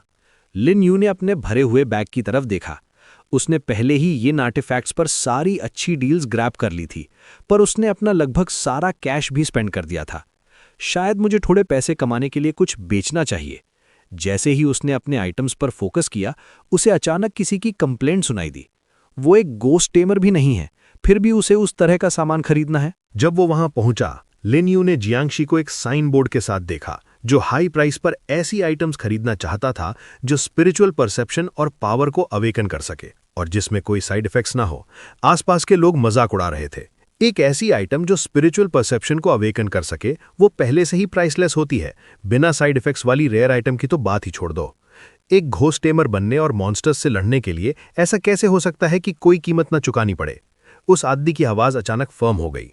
जियांग चेन का ली ग्रुप एक फॉर्चून पे करने के लिए तैयार है। अगर सच में इसका कोई साइड इफेक्ट नहीं है तो मैं 10 मिलियन देने के लिए तैयार हूं। क्राउड चौंक गई। 10 मिलियन? ये एक्चुअली एक बहुत फेयर प्राइस था। तो वो ली ग्रुप से था, वो कॉर्पोरेशन जो ग्रेट शिया के मैरिटाइम ट्रेड, समुद्री व्यापार का आधा हिस्सा कंट्रोल करती थी। लिन यू ने साइड में सोचा, ली ग्रुप की नान, ये उस लड़की के नाम जैसा लगता है और उसने अभी तक अपनी स्पिरिचुअल परसेप्शन को अवेकन नहीं किया है। क्या सच में इतना बड़ा कोइंसिडेंस हो सकता है? वो एक पल के लिए हेजिटेट हुआ। मैं पहले ही अपनी 3 बॉटल्स की लिमिट पी चुका हूं। मैंने जू शांग को 2 दे दी तो अब 1 बची है। मुझे उसकी हेल्प करने में कोई प्रॉब्लम नहीं है। ये सोचकर लिन यू ने जियांगशी को 1 बॉटल प्रेजेंट की। मेरे पास यहाँ स्पिरिट ब्रू की 1 बॉटल है। ये किसी की भी स्पिरिचुअल परसेप्शन को अवेकन करने में केपेबल होनी चाहिए। जियांगशी ने उस प्लेन बॉटल को शक की नजरों से देखा। ये इतना सिंपल है? उसका रिएक्शन देखकर लिंगयू की टोन स्ट्रिक्ट हो गई। हाँ, ये इतना ही सिंपल है। अगर तुम्हें मुझ पर ट्रस्ट नहीं है तो हमें डील करने की जरूरत नहीं है। जियांगशी तुरंत मान गया। फेंगडू एम्परर, मैं आप पर बिलीव करता हूँ। उसने तुरंत एक कार्ड निकाला। ये 10 मिलियन की क्रेडिट चिट है। आप ली ग्रुप से किसी भी वक्त कैश निकलवा सकते हैं। लिंगयू ने तेजी से वो चिट ले ली और स्माइल किया। आपके साथ बिजनेस करके अच्छा लगा। थोड़ी देर बाद ली नैन के घर पर वो बैल्कनी में अकेले बड़बड़ा रही थी। डैड ने मुझे ट्रेड मीट जाने से क्यों रोका, जबकि मैं पहले से ही इस हॉरर गेम की एक प्लेयर हूं। ये डेस्टिन्ड है कि मैं अब इस दुनिया की क्रूअल्टी से नहीं बच सकती। ली नैन ने उदासी से सोचा। और लिंगयू ने मुझे कॉल तक नहीं किया। मुझे लगता है शायद तुम अभी उस ट्रेड मीट में गए होगे। तभी अचानक चेयरमैन ली ने दरवाज़ा खोला। नान, उसने एक्साइटेडली अनाउंस किया, डैड ने किसी के थ्रू तुम्हारे लिए एक ऐसी चीज़ खरीदी है जो तुम्हारी स्पिरिचुअल परसेप्शन को अवेकन कर सकती है। ये यहाँ है। ये कहते हुए चेयरमैन ली ने स्पिरिट ब्रू की बॉटल आगे बढ़ाई। देखो, ली नैन ने इसे तुरंत पहचान लिया। क्या ये वही ड्रिंक नहीं है जो लिनयू के पास पहले थी? उसने वो ले ली। उसका दिमाग घूम रहा था। लिनयू इस ट्रेजर को बेचने के लिए तैयार हो गया। एक ऐसी चीज जिसके लिए वेंजफुल स्पिरिट्स, बदला लेने वाली आत्माएं भी लड़ पड़ेंगी। क्या ये वही है? इससे पहले कि वो अपना ख्याल पूरा कर पाती, चेयरमैन ली ने पूछा, कौन लिनयू? बिना किसी आंसर का वेट किए उस बोतल ने अपनी स्पिरिचुअल एनर्जी रिलीज करनी शुरू कर दी। उसने वो पहचानी हुई सेंट सूंघी और अब उसे पूरा यकीन था, ये सच में उसी की ब्रू है। चेयरमैन ली ने उसे अर्ज किया, इसे जल्दी पी लो। स्पिरिचुअल परसेप्शन के साथ तुम्हारे इंस्टेंसेस में सर्वाइव करने के चांसेस बहुत ज्यादा बढ़ जाएंगे। ली नान का इरादा और पक्का हो गया। वो सही कह रहे हैं। मैं हमेशा खुद को प्रोटेक्ट करने के लिए दूसरों पर रिलाई नहीं कर सकती। वो पोटेंट लिक्विड उसके मुंह में फ्लो करने लगा। जैसे ही उस ब्रू ने अपना असर दिखाया, ली नान की आंखों में एक नई और गहरी चमक आ गई। उसके अंदर एक पावरफुल फाइटिंग स्पिरिट जाग उठी। मुझे और स्ट्रांग बनना होगा। अगली बार जब मैं लिन यू से मिलूंगी तो मुझे इतना स्ट्रांग होना पड़ेगा कि मैं उसकी एलाय, साथी बन सकूं। टाउन के दूसरे हिस्से में लिन यू को ली ग्रुप की इंफॉर्मेशन मिल गई और वो हंसा। तो ये सच में वही थी। वो खुद से बड़बड़ाया, भले ही तुम रियल वर्ल्ड में सुपर रिच हो, पर हॉरर गेम में तुम किसी भी और इंसान की तरह ही फ्रेजाइल, नाजुक हो। एक पल के लिए लिन यू के चेहरे पर एक सिनिस्टर, खतरनाक लुक आया, पर अपने सिस्टम में 1 मिलियन मिंग कॉइन्स होने के बावजूद वो जानता था कि वो रिलैक्स होने का रिस्क नहीं ले सकता। उसने सिचुएशन को एनालाइज करना शुरू किया। घोस्ट्स कुछ रूल से बाउंड थे जो उनकी किलिंग लिमिट करते थे, पर तुम उनकी दुनिया में जितना गहराई में जाओगे वो उतने ही स्ट्रांग होते जाएंगे। आखिरकार वो रिस्ट्रिक्शंस ढीली पड़ जाएंगी, बिल्कुल उन हिडन डंजन्स की तरह जिनका मेंशन फोरम्स पर किया गया था। सर्वाइवल का एक ही रास्ता था, बस भागते रहना और कभी न रुकना। लिन यू तेजी से अपने पैरों पर खड़ा हुआ। एक दिन आएगा जब ये रूल्स कोई प्रोटेक्शन ऑफर नहीं करेंगे। तब उन स्पिरिट्स के खिलाफ एक सच्ची आमने सामने की टक्कर होगी। उस थॉट के साथ उसने तुरंत अपनी स्टेटस विंडो ओपन की। Current class level 1 ghost tamer, spiritual sense 30, spiritual power 397। Level 2 तक पहुंचने के लिए यूजे 50 स्पिरिचुअल सेंस और 500 स्पिरिचुअल पावर की जरूरत थी। लिन यू ने जल्दी से कुछ मैथ कैलकुलेट किया। फोरम्स के मेडिटेशन ट्रेनिंग गाइड्स को फॉलो करते हुए उसे रियलाइज हुआ कि वो पहले से ही लेवल अप होने के काफी करीब था। इसके ऊपर उसकी बढ़ी हुई स्पिरिचुअल सेंस ने सिस्टम को उसके कर्स्ड आइटम्स के ग्रेड और स्पेसिफिक यूजेस को आइडेंटिफाई करने में हेल्प की। सिस्टम इंटरफेस फ्लैश हुआ। The cursed locket, the 7 kills nail और द फैरोज अनलकी क्लॉथ। उसने अपनी स्पिरिचुअल एनर्जी चैनल करनी शुरू की। उसके लोडआउट में एक ऑफेंसिव और एक डिफेंसिव आइटम थी, साथ ही कंट्रोल और हीलिंग के लिए एक हाई ग्रेड आइटम। उसकी कॉम्बैट बिल्ड आखिरकार अपनी इनिशियल शेप ले रही थी। जैसे ही खून जैसी लाल ब्लड रेड घड़ी में 12 बजे एक सिस्टम नोटिफिकेशन बजी। हॉरर गेम में आपका स्वागत है। Instance name Higan apartment. उस इंस्टेंस के नाम ने लिन यू के अंदर एक्साइटमेंट की एक लहर दौड़ा दी। उसने एक ग्रिन मुस्कान के साथ एक्सेप्ट किया और चिल्लाया, हॉरर गेम, मैं आ रहा हूं। और इसी तरह सिस्टम अनाउंसमेंट कंटिन्यू हुई। हॉरर गेम में आपका स्वागत है। Current instance Higan apartment. Mission objective, Higan apartment में 3 दिन तक सर्वाइव करें और अपना रेंट पे करें। करंट सर्वाइवर्स लिन यू, जो अब तक अनकॉन्शियस बेहोश था, उसने अचानक गेम के अंदर अपनी आंखें खोलीं। उसकी नज़र कमरे के चारों तरफ घूमी। ये ज़रूर हिगन अपार्टमेंट में उसका रूम होगा। तभी उसकी आंखें दीवार पर चिपके हुए कुछ रूल्स पर जाकर टिक गईं। Tenant information. Rule 1, room card ही आपकी आइडेंटिटी का एकलौता प्रूफ है। अगर ये गुम हो गया तो इसे रिप्लेस नहीं किया जाएगा और हमारी कोई रिस्पॉन्सिबिलिटी नहीं होगी। रूल 2, हिगन अपार्टमेंट एक 24 घंटे क्वाइट जोन है। रूल 3, इस बिल्डिंग में सिक्योरिटी अनस्टेबल है। टेनेंट्स को विजिटर से सावधान रहना चाहिए और खिड़कियां यानी विंडोज खोलने से अवॉइड करना चाहिए। रूल 4, बिना परमिशन किसी दूसरे रेजिडेंट के रूम में एंटर ना करें। Rule 5, management regular inspections conduct करती है। कृपया कचरा ना फैलाएं यानी लेटर और प्रॉपर्टी को डैमेज ना करें। रूल 6, कर्फ्यू रात 10 बजे शुरू होता है। इस टाइम के बाद कोई भी मूवमेंट प्रोहिबिटेड यानी मना है। लिन यू रुका और इन सब बातों को ध्यान से समझा। ये इस डंजन के इन फेमस किलिंग रूल्स थे और इन 6 रूल्स के होने से ये इंस्टेंस काफी टफ होने वाला था। उसके दिमाग में एक आइडिया आया। अपनी इतनी वेल्थ के चलते उसे मिशन ऑब्जेक्टिव की चिंता करने की जरूरत ही नहीं थी।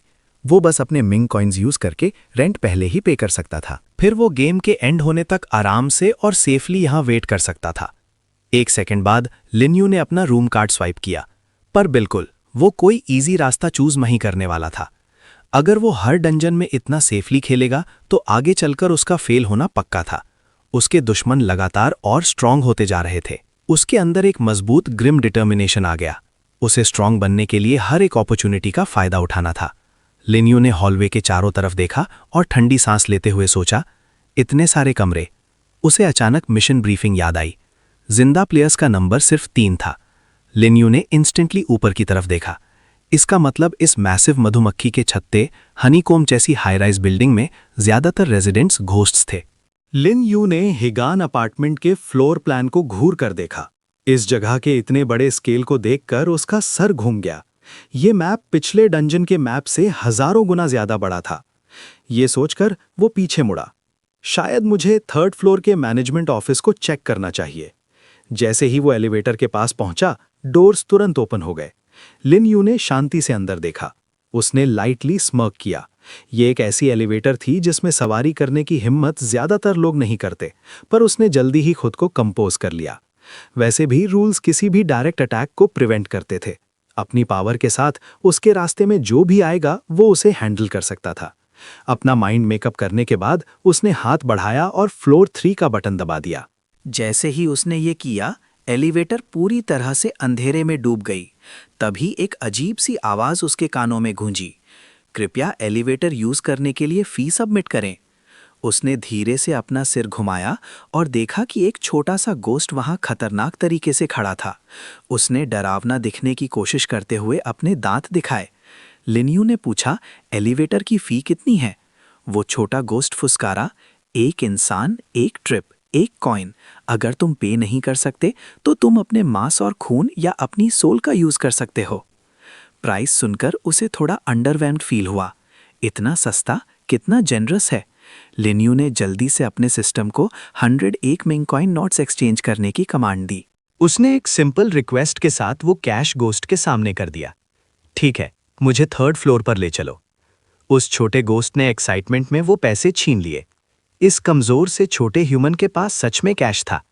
लिन यू ने सिचुएशन को एनालाइज किया। ये इसका किलिंग रूल था, पर उसके एक्सप्रेशन से साफ दिख रहा था कि वो किसी लूप होल का फायदा उठाने की कोशिश कर रहा था। अचानक उस गोस्ट ने एक नया एक्सक्यूज दे दिया। कैश काउंट नहीं होता। ये एलिवेटर हिगन अपार्टमेंट का हिस्सा है और सिर्फ एक स्पेंडिंग कार्ड के थ्रू ही पेमेंट एक्सेप्ट करता है। तुम मेंबर नहीं हो, तुम पे करने के लिए सिर्फ कार्ड का यूज कर सकते हो। उस छोटे गोस्ट ने अपने मन में सोचा, ये ह्यूमन अभी अभी आया है, इसने डेफिनेटली अभी तक अपना कार्ड टॉपअप नहीं करवाया होगा। मैं थोड़ा सा खून पिए बिना तुम्हें जाने नहीं दूंगा। खैर छोड़ो। ये सुनकर उसने एक लंबी सांस छोड़ी। उसके चेहरे पर अब डिसअपॉइंटमेंट पूरी तरह दिख रही थी। लिन यू ने उसे नरमी से याद दिलाया, एक वेंचफुल क्लास गोस्ट, मैंने तुम्हें एक चांस दिया था। पर वो छोटी आत्मा बहस करती रही। क्या मैं तुम्हें वॉर्न कर रहा हूं? नेदर कॉइन्स को डायरेक्टली यूज करना एक सीरियस वायलेशन है। अगर तुम अपना एक हाथ यहां छोड़ने के लिए तैयार हो तो शायद मैं तुम्हें रिपोर्ट ना करने के बारे में सोचूंगा। बिना एक भी लफ्ज कहे लिन यू ने बस अपना हाथ आगे बढ़ाया और अपनी उंगलियां स्नैप की। अगले ही पल झूशियांग एलिवेटर के अंदर अपीयर हो गया। बहुत भीड़ हो गई है। वो बूढ़ा आदमी आगे लपका और उसने उस छोटे गोस्ट पर अपना एक मुक्का दे मारा, जिससे वो दर्द एगनी से चिल्ला उठा और उसमें से एक खतरनाक जानलेवा ऑरा निकलने लगा। ज़ूशांग ने पूछा, तुम्हें मेरे मास्टर का हाथ चाहिए, क्या ये सच है? वो छोटा गोस्ट उसकी ऐसी भयंकर प्रेजेंस से तुरंत दबसा गया। क्या ये एक फरोशियस खूंखार स्पिरिट हो सकती है? जैसे ही हवा में हड्डियों को जमा देने वाली ठंडक फैल गई, वो गोस्ट कांपने लगा। तभी ज़ूशांग का हाथ आगे की तरफ बढ़ा। उसने लिन यू के सामने अपनी हथेली खोली और बोला, माय लॉर्ड, कृपया देखिए। ये देखकर वो छोटा गोस्ट हकलाते हुए बोला, मैं बस मजाक कर रहा था, मुझे हाथ नहीं चाहिए, मुझे पैसे भी नहीं चाहिए। अब से इस एलिवेटर पर आपकी राइट्स फ्री हैं। अपने हाथ में एक कॉइन उछालते हुए लिनियो ने गोस्ट की मिन्नतें सुनी और स्मर्क किया। तो तुम सच में जानते हो कि मजाक कैसे किया जाता है? जैसे ही ये अल्फाज उसके होठों से निकले, लिनियो ने बिना हेजिटेट किए अपनी एनर्जी उस कॉइन में भरी और अटैक कर दिया। वो छोटा गोस्ट तुरंत और बहुत बुरी तरह से घायल हो गया और उसने एक भयंकर चीख मारी। ये देखकर ज़ूशियांग ने धीरे से एडवाइस किया, माय लॉर्ड, ये इस एलिवेटर के साथ जुड़ा हुआ है। अगर आपने इसे डिस्ट्रॉय कर दिया तो एलिवेटर काम करना बंद कर देगी। लिनियो ने अपना कंधा झटका और थोड़े ना मन से अग्री किया। ठीक है, फिर इसकी जान बख्श देते हैं। उस छोटे गोस्ट ने ये सुना और वो बड़बड़ाने लगा, थैंक यू वैल्यूड कस्टमर, बहुत बहुत शुक्रिया। अचानक बिना किसी वार्निंग के लिन यू ने एक कॉइन उसके मुंह में ठूंस दिया। फिर उसने अपनी इंटेरोगेशन शुरू की। तुम्हें जो कुछ भी पता है मुझे सब बताओ। ये इक्विनॉक्स मेंबर क्या होता है? उस छोटे घोस्ट ने घबराहट और जल्दबाजी में आंसर दिया, इक्विनॉक्स मेंबरशिप इस अपार्टमेंट के सबसे ऑनर्ड, सम्मानित रेजिडेंट्स के लिए होती है। ये उनके नोबल स्टेटस का एक सिंबल है। वो हाई लेवल एरियाज में भी एंटर कर सकते हैं और यहाँ तक कि लिन यू की भौं कंफ्यूजन में सिकुड़ गईं, जो कि रूल्स से पूरी तरह बाउंड नहीं है। उसका लुक देखकर घोस्ट ने आगे कहा, पर ऐसा लगता है कि मेंबर्स को अभी भी इक्विनॉक्स पार्लियामेंट के द्वारा बनाए गए रूल्स फॉलो करने पड़ते हैं। लिन यू ने इस नई इन्फॉर्मेशन पर विचार किया। तो फिर कोई इक्विनॉक्स मेंबर कैसे बन सकता है? उस छोटे घोस्ट ने ऑनेस्टी से आंसर दिया, सर, मैं बस एक लो लेवल घोस्ट हूं। मैं सिर्फ एलिवेटर ऑपरेट कर सकता हूं और बातों के छोटे छोटे हिस्से सुन लेता हूं। मुझे इसकी डिटेल्स नहीं पता। लिन यू ने उसके एक्सक्यूजेस पर कोई ध्यान नहीं दिया। वो पहले ही एक प्लान बना रहा था। ये क्लियर था कि इस इक्विनॉक्स अपार्टमेंट इंस्टेंस में एक मेंबर होना एक क्रिटिकल स्टेटस था। उसे मेंबर बनने का रास्ता ढूंढना था, और वो भी जल्दी। जैसे ही लिन यू इन बातों पर सोच रहा था, एलिवेटर आखिरकार 3rd फ्लोर पर पहुंच गई। उस छोटे घोस्ट ने जल्दी से अनाउंस किया, वैल्यूड कस्टमर, हम 3rd फ्लोर पर पहुंच गए हैं। एलिवेटर से बाहर निकलते हुए उसने कमांड दी, ज़ूशियांग, अब तुम वापस जा सकते हो। उस बूढ़े आदमी ने तुरंत ओबे किया। जी माय लॉर्ड। लिन यू की आंखों ने 3rd फ्लोर एरिया को स्कैन किया। वो खुद से बड़बड़ाया, यहाँ सिर्फ 4 सेक्शंस हैं। ये तो सच में काफ़ी स्पेशियस है। पहला एरिया फी पेमेंट सेंटर था। उसके बगल में इंफॉर्मेशन सेंटर था। वहाँ एक अपार्टमेंट मैनेजमेंट सेंटर भी था और लास्ट में एक कंप्लेंट सेंटर। उसने लास्ट वाले को घूर कर देखा और एक पल के लिए थोड़ा स्टंट दंग रह गया। एक कंप्लेंट सेंटर? क्या यहाँ गोस्ट्स के खिलाफ कंप्लेंट फाइल की जाती है? अपना सिर हिलाते हुए लिन यू ने पहले फी पेमेंट सेंटर जाने का डिसाइड किया। उसे अभी श्योर नहीं था कि इंफॉर्मेशन और मैनेजमेंट सेंटर्स किस काम के लिए थे। पहले मैं फी पे करूंगा, उसने सोचा। जरूर बस थोड़े पैसे निकालना बहुत ज्यादा मुश्किल नहीं होगा। जैसे ही वो पास पहुंचा, उसने धक्का देकर दरवाजा खोला और अंदर कदम रखा। हवा इतनी शांत थी कि लिन यू को अपनी हर एक सांस सुनाई दे रही थी। ग्लास के पार्टीशन से झांकते हुए उसने देखा कि एम्प्लॉइज अपनी डेस्क्स पर पूरी लगन से काम कर रहे थे। लिन यू ने चुपचाप उन्हें असेस किया। इस फ्लोर का सर्विस स्टाफ सब वेंचफुल क्लास की स्पिरिट्स थीं, जो कि नेदरवर्ल्ड इन के बूढ़े घोस्ट ली और डीमन कियांग से भी ज्यादा कमजोर थीं। वो शांति से आगे बढ़ा। इक्विनॉक्स अपार्टमेंट का सिस्टम वाकई मैसिव था। ऊपर के फ्लोर्स पर डेफिनेटली हायर लेवल स्पिरिट्स घूम रही होंगी। ये लो लेवल घोस्ट्स बस मोहरे, कैनन फॉडर थे, जो अपनी लाइफ फोर्स निचोड़े जाने का वेट कर रहे थे। ये सोचकर लिन यू सबसे पास वाले क्लर्क के पास गया। एक्सक्यूज मी, मैं अपने रूम कार्ड में पैसे डलवाना चाहता हूँ। शाओली ने कार्ड की तरफ देखा और 122 नोट किया, एक नया रेजिडेंट। इससे पहले कि लिन यू रिप्लाई कर पाता, क्लर्क पहले ही रूम कार्ड स्वाइप कर चुका था। स्क्रीन की तरफ देखते हुए शाओली ने बताया,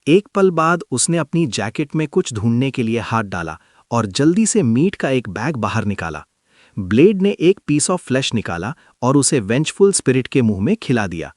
तुरंत ही लग रहा था कि वो क्रीचर रिचार्ज हो गया है, उसकी एनर्जी वापस से लाइफ में सर्ज हो गई थी। ये देखकर लिन यू ने सोचा, ताज़ा मांस, तो इस इनकम्प्लीट स्पिरिट के साथ इसके कॉन्ट्रैक्ट की यही कीमत होगी। अचानक वो आदमी उसकी तरफ मुड़ा। भाई, तुम यहाँ इतनी जल्दी कैसे पहुंच गए? क्या तुम्हें एलिवेटर ली थी? क्या वहां अंदर खतरा था? लिन यू ने अपना एक्सपीरियंस रिकाउंट किया।